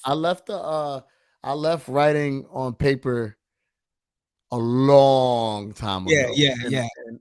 the reason was I had lost a notebook Mm. that was like a whole album, and I was like, Wow. okay, I need to come up No with a more of better that. Yeah, plan. yeah, yeah, Yeah, yeah. you know what I'm saying? Yeah, I've Like, been transferring. Like I've been starting to do more, just like probably in my notes or my text and stuff now, and typing it up. But yeah, I get it, man. You don't want to lose all those years that you put in and stuff. Yeah. yeah. So I have all the. I mean, I have a real like system now. They're numbered. They all have. Oh, like I have a folder for each like type of song. Like they're Right. all over. It's real crazy. But yeah. That's the flex there. Dope, dope. Okay. All right. Real quick, I want to mention before as we continue on, try not to talk too close into the mic because Oh, okay. it's clipping a little bit. I don't know I why. got you. But like when you stay at that level, it's good. Perfect. All right. So let's move along with the next track that I want to talk about. Magnum PI. Ooh, love that What's joint. the role of the main characters in that song? It sounds like there's a slight twist in character from the TV show series. How do the main characters differ as you're telling this story? Honestly, the whole feeling and thing about that song was I get that beat and it's dun, that's actually that's an older record. Like that's probably the oldest record on the joint. Like that song existed when we were doing Sidewalk. Mm-hmm. Um Okay. but so it just moves, right? It's got this vibe to it. And like when I'm listening to that beat, I'm going, boy, you know what this sounds like? Like, because again, I start with imagery, right? Mm-hmm. Like, so I'm listening to the beat and I'm picturing what I'm hearing in the beat, right? So like, when I hear that beat, what I see is a beach. You know what I'm saying? I saw a beach, and like, and so then you start adding the detail to the beach. So I see the beach, and I see, all right, so I see the red Ferrari on the, like, what's that game, that old Nintendo game where it was like where he was driving on the beach in the red Ferrari, like whatever that game was. I know what you're talking about. Yeah, that joint. Yeah. You know what I'm saying? Like I see like that, but not pixelated, but like I see that. I can see the red Ferrari like on Right. the straightaway, like with the water right there. You know what I'm saying? Right. And Right. then Right. like in the whip is the dude, and he got the flowery button up short Yeah. sleeve Yeah. Yeah. joint, and then he got like the white chick with him. You know what I mean? With like the hair blowing in the wind and the drop top. Like that's all the imagery that I'm seeing when I hear that beat, right? So then my job is to take that picture and put it on the record. You know what I'm saying? So that's why it starts GTB, Berlinetta, Magnum PI in the passenger, you know what I'm saying? And I'm in the car with Berettas, you know what I'm saying? Like all the imagery of like, so it didn't start as a story, because again, I'm a stream of consciousness guy. So Right. the Right. story came, Developed, but yeah. it developed, but it wasn't like I didn't come into it going, I want to write a song about this. I never do that. Like I almost never come to a song with an idea. Interesting. Like ever. And I don't think about rap song ideas outside of sitting down to write a rap. So like I don't be in, like a lot of guys will be like, yo, I got this idea for a song. I never have an idea for a song. Ever. The ideas come from the music. I hear the music, and then it's because I feel like my role in this is to paint the picture of the music, like to be the color commentator for the action that's happening, right? So that's kind of where Magnum came from. So as I started going down the line of painting the picture, and I'll do a quick seg just to say that technique is a technique that I noticed that happens in a lot of storytelling in like classic novels and stuff, right? So like if you go to these classic novels, a lot of them are like they start like it was a cold and windy night, right? And then they go, not even, or even though it was windy, it was still, and the leaves were rustling, and you could hear the rustling. Like they do all this really detailed description of what a scene is, and they do, and really good authors will do that for pages in a row, Right. almost before they introduce the character. Wow. So they'll be like all this detail, that you'll know. So by the time you meet Ted, the main character, right, you know where he at. You've seen it. You get it. You know what the street look like. You can feel it. You can smell what he's cooking. Like all of that is there. If you look at the intro to like Dexter, if you ever watch Dexter, and it's all those images of what's like, it puts you in that place. So like when I'm creating songs, I'm trying to give you the image so that now when you hear about the guy, you know where he at. You can see it, you can feel it, you know what I'm saying? And you can kind of get that image really well. So that's really where it came. So as it started to develop, and I had the guy, and he's got the Beretta, and he's got Magnum PI like type get up, and then he gets to the boat, you know what I mean? And then I'm just trying to have all these like, so once I'm into a story, like I kind of know, okay, I'm telling a story. Right. Then it's just about being as ridiculous as I can possibly be. Like, yo, how ridiculous can I tell this story? Like, can I say so? Again, it goes back to the same logic of like, okay, can I throw in words that nobody's ever heard in a song? With the same token, it's how ridiculous of a story can I tell? Like, can I make this story so ridiculous that like you're like, yo, like, what is that, bro? Like, where did that even come from? You know what I'm saying? So like, I got the verse right here. I'm gonna pull it up right quick because I can kind of show you where it switches, right? So 308 Ferrari GTB Berlinetta, 84 with Magnum PI in the past with Berettas, yellow flowers on the button up with chest showing, fellas. We the reason young bucks gain respect for their elders. That's the line right there. Stop right there.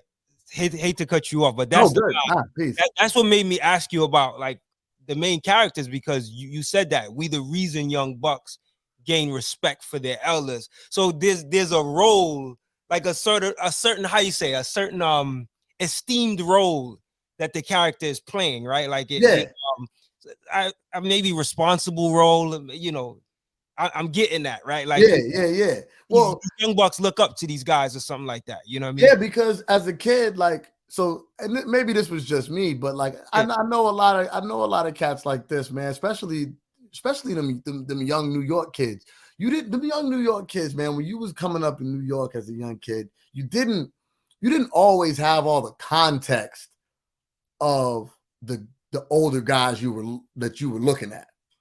You didn't know all the details of what made him dope or not, or cool or not. You assumed a lot of times that this person is dope or cool or whatever just based off they steep. You know what I'm saying? So like, there was, so like when I say 308 Ferrari GTB Berlinetta, got the yellow flowers on the button up with chest showing, like that's a dude that if I was 12 and I saw that dude, I'd be like, yo, you only rock the chest open when you want some real shit. You know what I'm saying? Like that's what boss dudes do. You know what I'm saying? They don't, and that it's that kind of stuff, with a line like that. So, out on Sunset Boulevard in Cali by the coast with the top down net rev matching with the gross.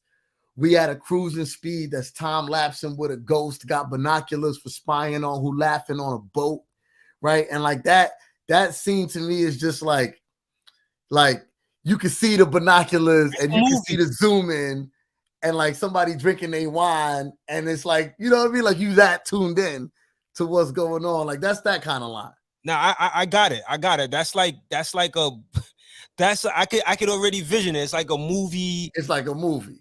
Boat in the water in Miami. You know what I'm saying? Like I'm already seeing it. You know what I mean? Yeah, just like that. Got binoculars for spying on who laughing on a boat.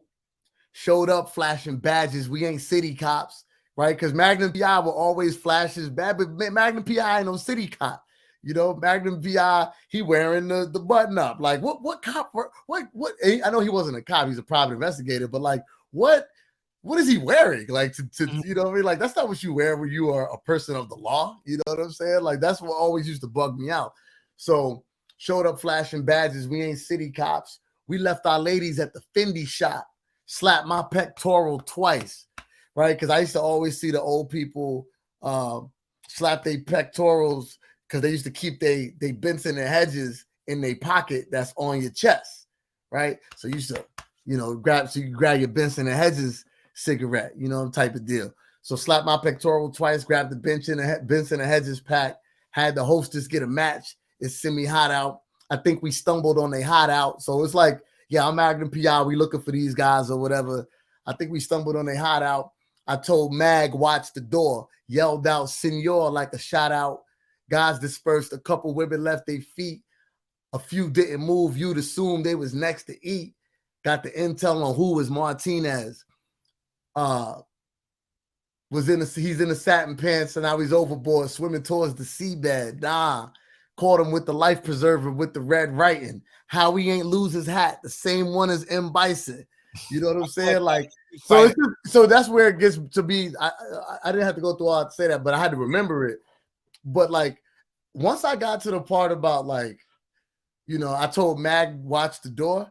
Now I'm just trying to be ridiculous going here on out. Like I'm just like, so like he's in satin pants, overboard, swimming towards the seabed, with the M. Bison hat on it, with the life preserver. Like, how much ridiculous stuff could I throw in this to make it kind of as out of control? Like, that's where I was going. As you said that line, it made me remember the line about the shout out, senior shout out. Can you break that one down? Because that was the one line that was one of the lines I couldn't catch. I was like, where does the shout out come like? So okay, boom. So in this story, I am not Magnum PI. Mag is with me. Okay. Right? So like if you peeping earlier in it, it says 308 Ferrari GTB Berlinetta 84 with Magnum PI in the past, like in the passenger seat. So 84 with Magnum PI in the past with Berettas, right? And then if you come back lower, deeper into the song, I told Magnum, told Mag, watch the door. Right. And then I yelled out because the guy's name is Martinez. So he's a Spanish cat. So I yelled out, senor. You know what I'm saying? Get his attention. Like a shot. Okay. Like a shout out. Ooh. You know what I'm saying? So like it's all of that. I dig it. I work way too hard on raps for people who like are never gonna care about any of that. But it's it's fun for me, bro. Hey man, that's why I said, man, like that lyric sheet would make so much sense, but I get it. You gotta do it the way that makes sense for you too. You know what I mean? So I could respect it. Yeah. But yeah, thank you for breaking that down. I wasn't even gonna ask you about that, but as you said it, I was like, oh, that's something I remembered that I wasn't sure about. Yeah, so, that's fun. That's fun. On the song "Death and Taxes," your was impeccable, especially at the beginning of the song. But what's also special about that track is you referencing the Mary J. Blige classic line from her song "Love No Limit." Yeah. You say, "Baby, there's no need to worry." I mean, she says there's no need to tell you. Right. You switch it up and you say there's no need Right. to worry. What inspired you to sing those words repetitively as you closed out the song? Is what it felt like. Bro, I'll be Really? feeling out. I just be feeling stuff, and then like that's just what it is. You know what's super funny? I didn't even realize till just right now in this moment that that's not what she said. I didn't even realize that until like right now. And and as you said it, I'm like, you know what? He's right. That's totally right. But like, Can I be honest with you? Like, I didn't know that she said tell you neither. I looked it up. Cause I'm thinking like, and I'm gonna keep it real with you. I kept looking for the worry part. I'm like, maybe she said it on a remix. maybe she said it here. That I'm like, did she say it on a remix? I was like, nah, she didn't she say never it. said it. And I didn't even think about that either. But it was what it felt like. You know what I'm saying? It just, and honestly, I don't even think there's really no correlation even between like that and the content of the record. Too Tough. You know what I'm saying? It just to me, it felt natural for that to be there. Was it the beat though? Because there's a part in the beat that goes dun dun dun, and I'm like, is that sort of like an R&B sample or something? Like I'm sure. I don't know where Delle pulled that one from, but no, but I'm that saying sample's crazy. What motivated you or what inspired you to just think of that Mary J line? You know what I'm saying? Like you just said, probably playing the beat and just vibing to it and being like, okay, hey, it probably just popped into my head. Like it just probably felt like, if I could truly recall, my love is just here for you. I was probably just vibing out like that when I heard that. I'm gonna tell you, man, it came across so dope. It's probably the most memorable thing on the track, and that's not to downplay like I said, MC wise, like you are destroying it on that track, like you know what I'm saying. But it speaks to like I guess why it stands out is because of course the familiarity that Sure. I have with the record, and I'm sure a lot of people that's heard the record, you know, and it's that it's not 80s, but it's 90s, you know what I mean? It's still vintage in a sense.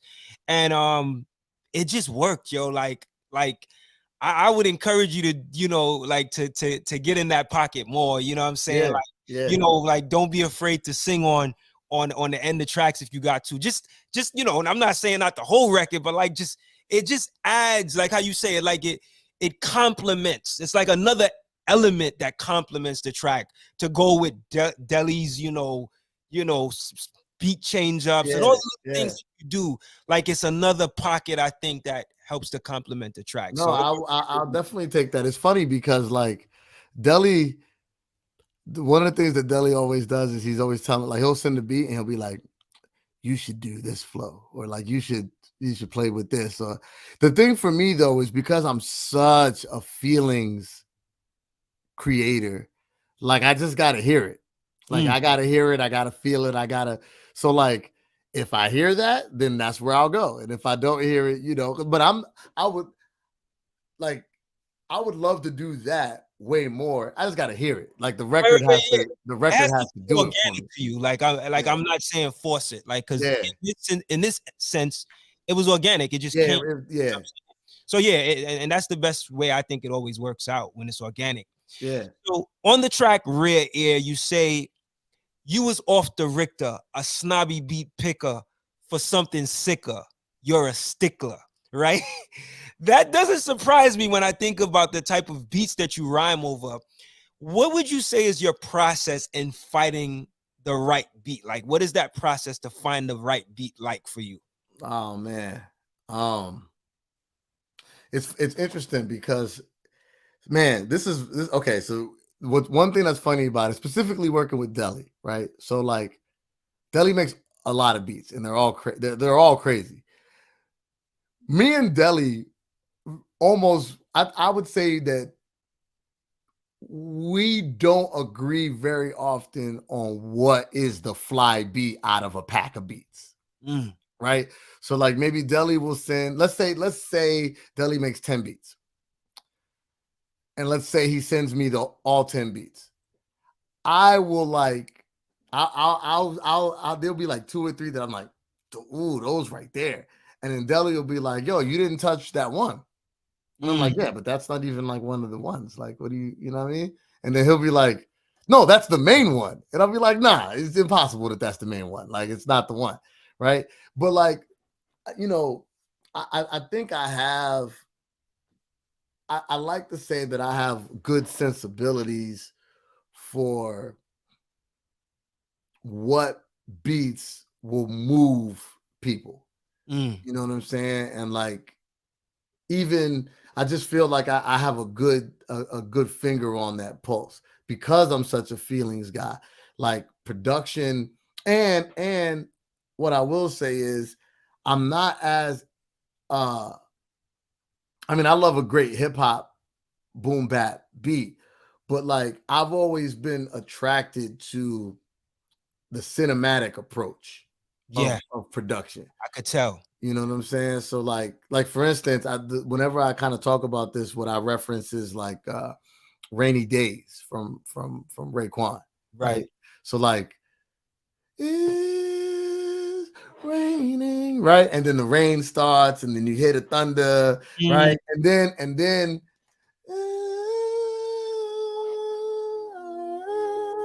you're like, you're transported there, right? So the question is, what's a better beat, right? Is it Rainy Days or is it Come Clean from J. Rue? Well, Come Clean from J. Rue's probably a better beat, right? But like, what made me feel something different? Yeah, yeah. You know, and that's kind of how I look at it. Is like, I mean, Come Clean is a phenomenal beat. It's out Right, of right, control. right. But like, you know what the first beat that I think of, MidaZ The Beast, when I think of DJ Premier, it's Above the Clouds. But that's a cinematic beat. You know, that's got air to it. You know what I'm saying? Like it puts you there, right? Versus it just being like we out here rapping. You know what I'm saying? So like, so yeah, so like when I'm going through beats, I'm always looking for something that moves my emotion. What's gonna give me an emotion? What triggers an emotional response from me? You know what I'm saying? And if it triggers an emotional response from me, that's one. That's probably the main thing that goes into my selection of beats. And I think the other thing that goes into my selection of beats is, again, going back to that thing about using a word that nobody's used or a pattern that I've never heard before. Like, oh, this is a sound that I don't know nobody doing that sound. Or, you know, Deli hates it because he always says to me, bro, you pick all my weird beats. I'm like, yeah, I want to rap on beats these other dudes either won't or can't rap Right. on. Yeah, You yeah. know what I'm saying? Like, I want the weird beats. Send me the awkward stuff. Let me catch those and like play around with that energy. So like I just, you know, so like when you go to Death and Taxes, like I've never really heard nobody rap on nothing like Death and Taxes before. Not that it hasn't happened. I just really haven't heard that too tough. Somebody rap on something that's light and airy like that, and then come through with Mama, we still can't make Kanye. So just the sport of it is kind of another thing that'll get me excited when I'm picking beats too. Like, oh, That's you know another what? thing. I can dance on this. Yeah, that's another thing about that track. You change your flows up too, man, which is like amazing. Like it's a certain flow at the beginning, and then you switches it up. Like that's so dope, man. Yeah, it was fun. Like it's just fun. Like, Yeah, bro, creating should be fun. You absolutely. know, and when it stops being fun, when it turns into work, that's when I don't want to do it. And like sometimes being a snobby beat picker, like when people hit me up for features and stuff like that, and sometimes I get these beats and I'm like, bro, that sound like work, bro. Like rapping to that is work for me. Like this ain't supposed to be work for me. This is supposed to be all happiness. Like, you know. Right. So It also seems like there's a thin line between um being enticed and also being challenged, right? Because you know, like you saying about Deli, like you want the beat that nobody's gonna rap that other people won't rap over. Right. But the thing about those beats, they're also intriguing to you. Oh, So yeah. that's why it doesn't feel like work. You know what I'm Yeah. saying? So they're challenging, but they're also intriguing as They're well. also it's like a cavern. You're like, I Right. wonder what's in there. Like, Right. maybe there's a pot of gold in there. You know what I'm saying? Like, let me go look. It might be dangerous, but like, maybe I'm gonna find something in there. You know what I mean? It's kind of like that. So on the track Made For You, you have a dope set of lines where you say, I bring a comet every comet, something cosmic.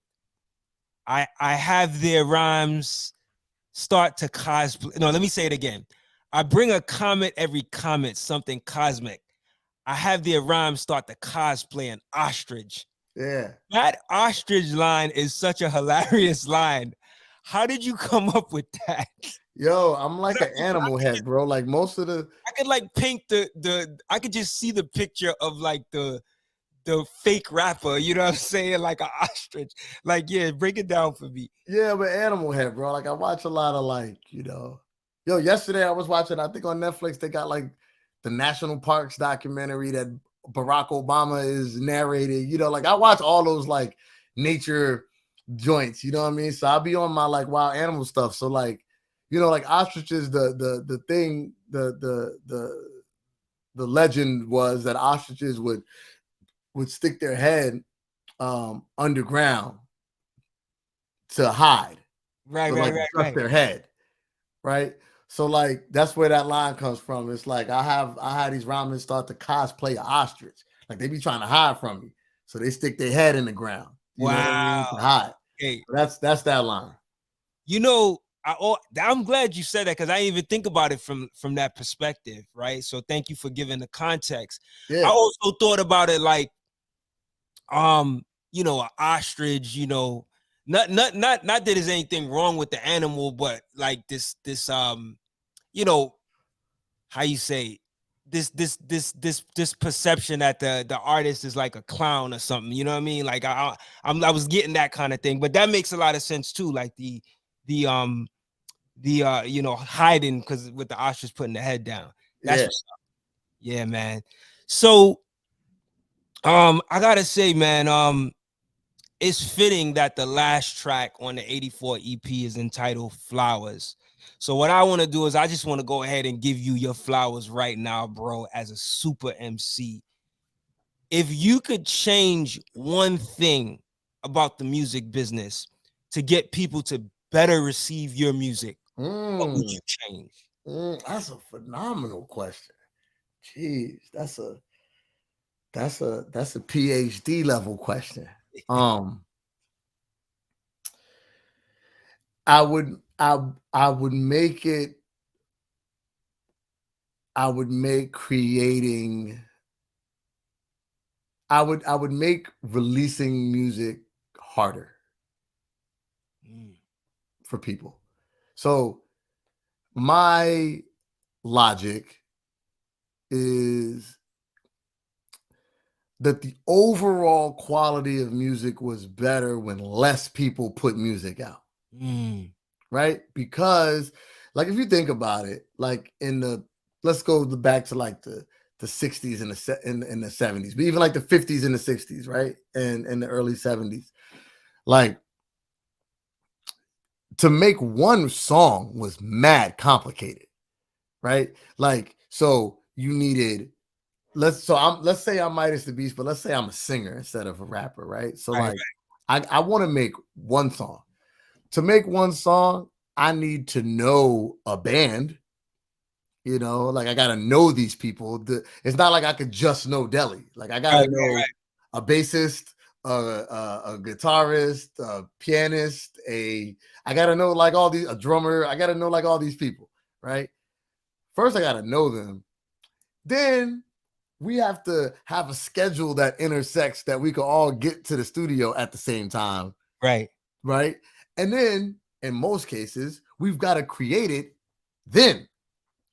Right? Like people might come with some ideas, maybe a riff, maybe a line or an idea, but like more often than not, it was like, all right, now we got to make music, right? Like, and we've got like a limited amount of time in which to do it. Right. So like it's all these things that had to happen. Then you have to record it. Now you're paying for recording time. It's not cheap. Like, so like my logic tells me that all of that work and the cost weeded out people who weren't very good at it. Right. Because you wouldn't do all of that if you weren't very good at it. You know what I'm saying? Like, that's a lot of work to not be a good singer. You know what I'm saying? Like, if you're going to go through a lot of work, you've got validation that no. Like, I sing. You know what I'm saying? Like, I'm special. Like, this is why we're doing all of this work. And then, of course, all the other people that have to pour into that process only pour in because you're special, right? Like, they were like, oh, Gladys Knight, like, we want to be there when you sing because you're amazing at singing, right? You know what I'm saying? But like, if she wasn't, they're not making themselves so available to be a part of her process. So I say all that to say, the easier that it's become to create, the more not awesome creators create, because it's easy to do, right?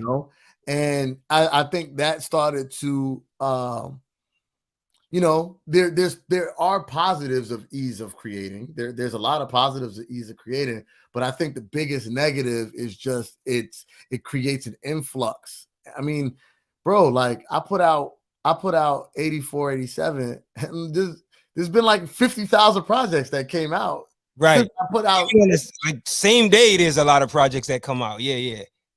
I mean, it's too easy. Yeah. So it's too hard to be.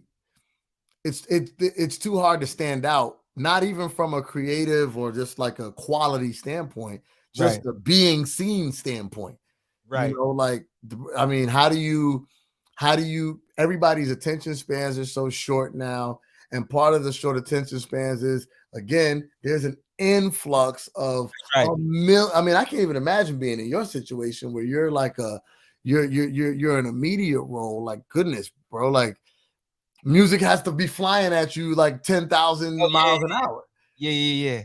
How do you and so from a casual fan standpoint, how would you ever discern? You know what I'm saying? Like, you've got to carrot your level to discern. If you're a regular fan, how do you even find a new artist? Like, or how do you find this might, how do you find it with all of that? Like, yo, there's days I remember on the blogs back when the blogs were really jumping, like, and it's way worse now, but even if you go then, it's funny. You would put a song out and, like, let's say you was on the front of Two Dope Boys, right? By 5 o'clock, you're on page 3. And you like, damn, how I get to page 3? I was on page 1 like 3 hours ago. Yeah. You know what I'm saying? And like, there's 3 times as much music now. Like, how, and I think that's the biggest struggle for what I would change. I would just make it so that we would weed out a little bit better so that the cream could get exposed. That's a really interesting point because I wouldn't think that you would say that, but it makes sense. It definitely makes sense. But nowadays, with so many, I guess the reason why so many people are able to put out stuff is because of that independence, right? And being able to do things like, like you got in your own home studio and able to just kind of like, be in control. But I definitely hear your perspective too, man, that it's way more saturated. I sometimes feel like that even too with like podcasts. Like, when I started doing interviews in 2009, like, it's become hard. Like, when I started, it wasn't a lot of people that had platforms on YouTube, especially like doing hip hop shows like that. There was not a lot, now it's way more. And sometimes for me, it's harder to get even some of the artists that I interviewed years back, because now there's so much to compete with. You know what I mean? Because now they got to pick and choose who they want to have on their platforms. You know what I mean? So I totally get it, man. I totally get it. It's tough. The sad, it's tough, bro. Like, it's just, you know, even like, It ain't just about quality no more. You know what I'm saying? Like I put a lot of thought and effort into what I do, but the saturation is so much that like you got artists now got podcasts. You got athletes now got podcasts. You know what I'm saying? Like I'm somebody that actually went to school for radio. You know right. Like so I'm not knocking anybody. Like do your thing. You know what I'm saying? But it's saturated all over too. But I could definitely see it in music. and it's because of that. It's because of the, you know, the ease of, you know, buying a microphone and buying a computer, and the program is easy to do. Like it was so hard to do before. Yeah. You know, and not just hard, it was hard and expensive. Word. And that would just weed you out. It would weed out. Like if you weren't very good at it, you weren't going to put that money in to go do that, and you just didn't even do it. Now people rap who wouldn't have rapped. You know what I'm saying? Like they just wouldn't have, they might have rapped around with their friends, but they wasn't going to take it serious because they don't take it serious. Here's what's funny. They still don't take it serious. They just put it out. Right. Yeah. Because the platforms exist. It's true. Like you don't have to be good. You just need to get it out. And what I've learned is somebody likes anything. Like there's actually no bad music. Wow, that's a deep statement. Wow. There's actually no bad music. So, you know, because it's all subjective. So everybody likes something for some reason. If you like it, somebody else likes it. You're definitely not the only one. You know, right. So, and that makes it tough too. Yeah, it's one of those things that it's like I appreciate it, but I can understand the downsides to it. You know what I mean? So it's like give and take for me. You know what I mean? But I get it, man. I get it. Man, so man, I gotta say, man, it's been a pleasure chatting with you, brother. You know, we got glad to get you in for the second interview, man. Of course. And I just want to say, man, much respect and congrats again on this new project. Thank you. Know, tell the people exactly what's next in store. Like, are you gonna be like rocking with like promoting this project for a little while, or are you coming straight with another project years up? Well, yeah, we're gonna, you know, shout out to Chong Wizard, man. We just dropped the vinyls and we just dropped the tapes and the CDs, you know what I'm saying? So we gonna rock with 84 for a second. The kind of creator I am, look, the next like 5 albums are done. And not even like the next 2, like the next 5 or 6 are in the can, like done. Like I actually recorded, you know, this is what I do. And the day that we put out, the weekend that 84 came out, that day, Delle and I created a project that weekend, like a new album. Like it just, and this like just for, he had a pack of beats that had a similar theme to him, and he sent them to me, and like I did the whole thing, and like that's an 11 track album that got artwork and is done now too, and that's not, and that's 2 albums down the road. You know what I'm saying? Like I'm always about just, I don't stop. You know what I'm saying? So my thing is keep creating. The albums and the songs will come out when they come out, but keep creating. You know what I mean? So with that being said, you know, the Devil's Playground is definitely this year. That'll come out this year. Before the year is up, Devil's Playground is gonna hit with me and Delle. And that's really the true follow-up, probably to Sidewalk. Devil's Playground is real serious. It's real serious. And you know, we worked on that album. There's a lot to talk about. You know, we'll have to do it again. There's a lot to talk about with how that record was created and the sensibilities. You know, 84, 87 was kind of like, oh yeah, we got these songs, like let's put them together. Devil's Playground was like, all right, we're focused in on creating this record, and this is like what we're trying to do, and like this is like the statement that's trying to be made type of deal. Shout out my brother Sharp. Me and Sharp got another joint on the horizon. An album called The DuPont Registry that we doing on Gold Chain Music. Shout out Gold Chain family. Yeah, shout out PA. And then you know, me and Planet Asia got an album that we just did. Nice. Yeah. That sounds dope. Huh? That sounds dope. Yeah, Full yeah. album, not Full in. album. Full Wow. album. Y'all trading bars like back and forth, or All is that. it like solo tracks back and forth? Nah. It's both us on every song. It's we got some back and forth stuff, Wow. Yeah, he'll actually be here tomorrow, and we're gonna do we're gonna shoot some of the videos. But yeah, we got that album. I don't even want to tell nobody the title of that, but me and PA got the album, and it's crazy because creating that album with PA was like, it's just swordsman, you know what I'm saying? It's like swordsman, like, and I think we both kind of pulled out styles that's a little bit, all right, I see what you're doing, like, trying to get on it. So me and PA got an album in the tuck that we're gonna get finished up and get that out.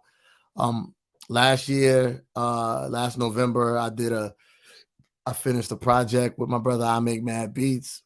That's in the tuck that he's gonna drop that via Unapologetic at some point. That's in the tuck. I did a project with producer Michelangelo, who just I think Michelangelo just did a project with Ito. He works a lot with Crime Apple.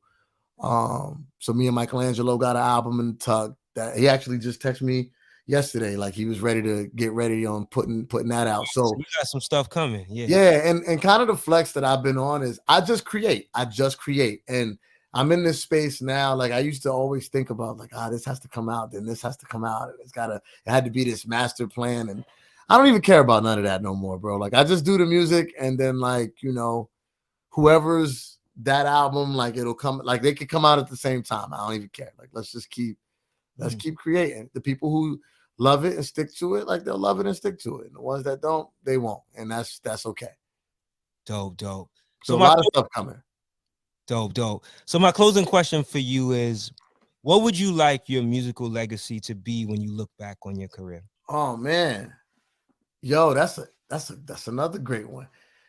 Music is my legacy, right? I don't have any children. Like these albums are my children. These songs are my children. You know what I'm saying? These creations are my children.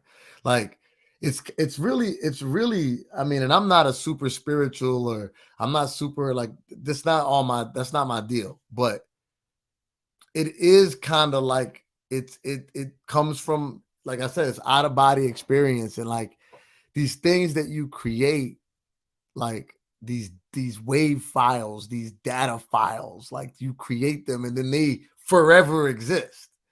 You know what I'm saying? Like your voice is immortalized on this, and it's there. It is a moment in time that happened.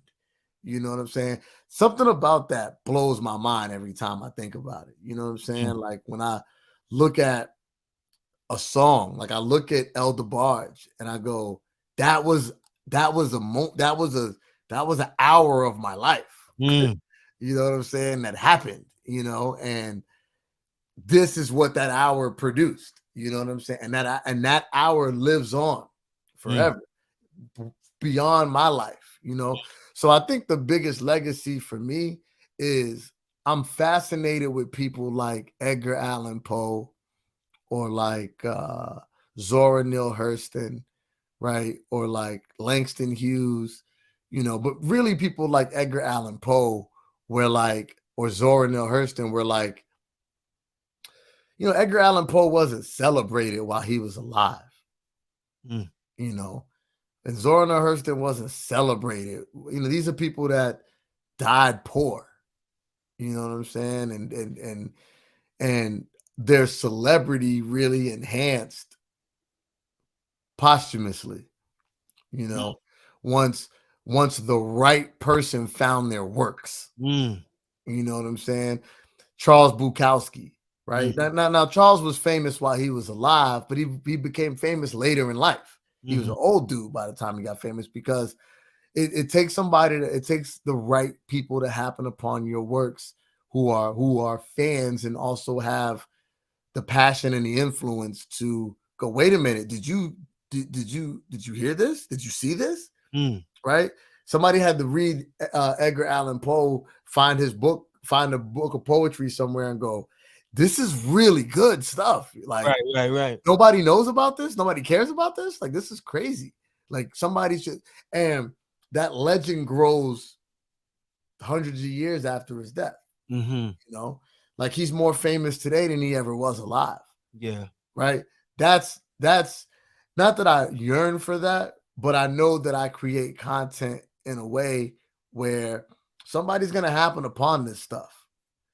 And, you know, whether that be 20 years from now, 50 years from now, 100 years from now, the same way that we collect vinyl and we find records. One quick note, bro. Like, if you grab a record, if you grab any random like 7-inch, right?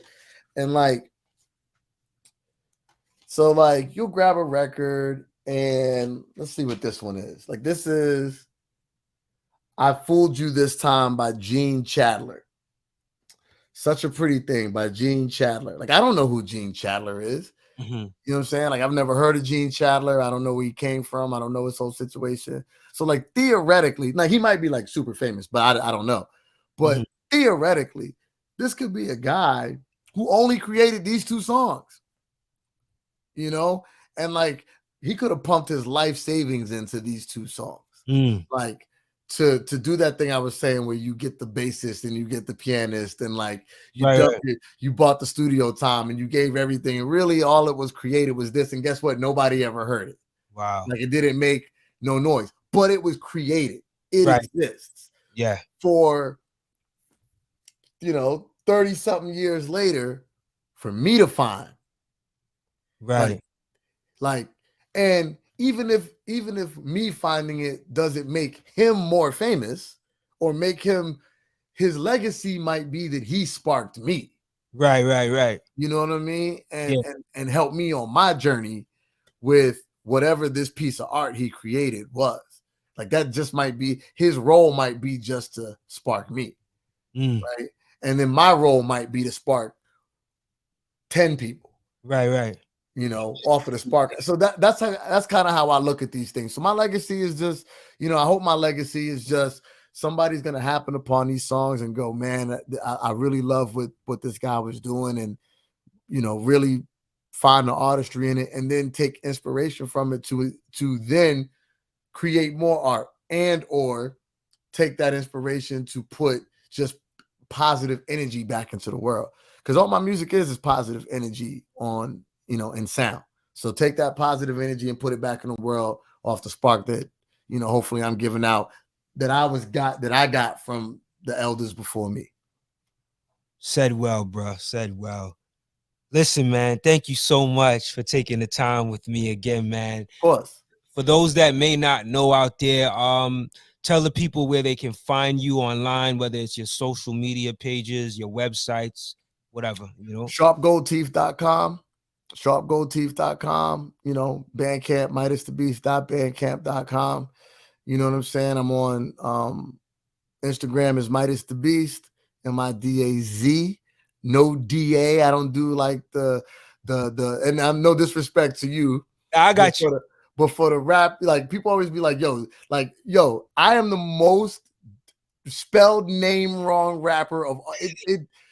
It's out of control. Like, I get the S, MidaZ, I get the W, and I'm like, bro, my name is spelled here. Like, I don't know how you guys get it wrong, but like, MidaZ The Beast, you know, on IG, at MidaZ on Twitter. You know, I'm on all that. I'm on Twitch. I don't Twitch as much as I used to, but I'm on Twitch. Just started a podcast. Look, I'm one of them rappers with a podcast that's fucking good, it up. Good. My bad, bro. You know, but we just, you know, me and Sean Kantrowitz got Making Illmatic, the Making Illmatic podcast, that we just dropped our first 2 episodes of, and just I'm out here. I'm everywhere. I'm just working. That's what's up, brother. And it's all good, bro, because I put out my first album at the end of last year. I mean, I was rapping since I was in high school. I just never really got back. I gotta check that. I need to check that. Yeah, definitely, man. It's called Growth and Balance. It's on. Hey, send that to me if you don't mind. I'll send you the link. Yeah, indeed. Yeah, and I made all the beats as well too, man. So, you know. Okay. Yeah, man. Yeah, Oh, you did your Rock Marcy thing. Okay. and everything, bro. like I took advantage of what you were talking about, like just being independent and being able to learn and study and it's my introduction, my first, like I've been rapping for years, but my introduction as like a full length project. Yeah, that's dope. I'm still new to it, you know what I mean? But I studied it and I'm inspired by independent artists like yourself and so many dope that's doing it, you know what I mean? So yeah, man. But yeah, man, again, I thank you so much for taking the time, man. Much continued success to you, as you continue to grow as an artist. Yeah. The new projects to come out, man. You know what I mean? Of course. So, and to all of our listeners and viewers, I thank y'all again for rocking with the platform.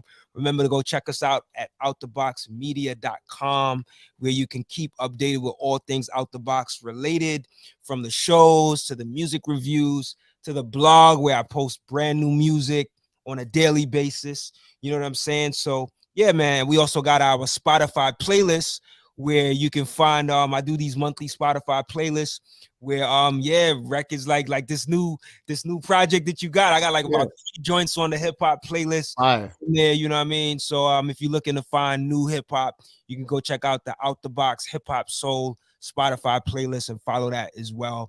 Everything is on the website outtheboxmedia.com. Fire. Yeah, man. Thank y'all again for tuning in. And fat shout. Let me just say this though. Fat shout to you, bro. Like I am inspired by the work you do. So that's a reflective mirror. You know what I mean? It's not like I'm inspired by the work that you do. I appreciate how much you care about lyrics and how much you care about the art of it. You know what I'm saying? Like that makes you, it gives you a battery to know that people care. You know what I'm saying? That you're not rapping to nobody. Like these lines hit somebody. Somebody is combing through them with and that matters. So I think this platform that you have and the work that you do is necessary, and I think it's important. So, don't same for me. Like I'm gonna say this to you, but I say it to me all the time. We can't let our light get doused out ever, because the work that we do is important. So just keep rocking, bro. Listen, man, much respect and much gratitude for that. I really, really appreciate that, man. But yeah, man, so we'll definitely catch you. I'm going to be taking a break from the podcast, even though you just said that. I have reached the point where, I have reached the point where, man, it has been challenging, man, like continuing to do this, having other priorities, you know what I'm saying, at the age that I'm at. Like, this thing takes a lot of work, man. So, hopefully I do get to keep it running again, but I do got to take a little break from it, man. But thank you, man. I'm so glad I got you in for this episode, man, because I was like, I just gotta, like, it's just like what you talk about when you say having that feeling. Like, I knew, like, there's certain artists that I'm like, no, because there's a part of why I do this too is because of a feeling. Like, there's so many artists out there that people talk about that I'm not really interested in interviewing because I don't feel it. You know what I'm saying? But your music, I felt it, and I was like, yo, this is right. You know what I mean? When it's right. Like, so I'm glad I'm able to, close out the season with this episode, man. So thank you again, brother. And much success, man. And we will catch y'all on the next one, man. I'll be watching. Look out for the music reviews on my Out the Box Media channel on YouTube. I do album reviews, EP reviews there. So I'll probably be still doing that. And also keep connected on the website, outtheboxmedia.com, because I'm going to keep the blog running. And until then, man, y'all, peace, love, and light. Y'all have a good one. Stay safe, stay healthy, stay focused. We out. Peace, peace, peace.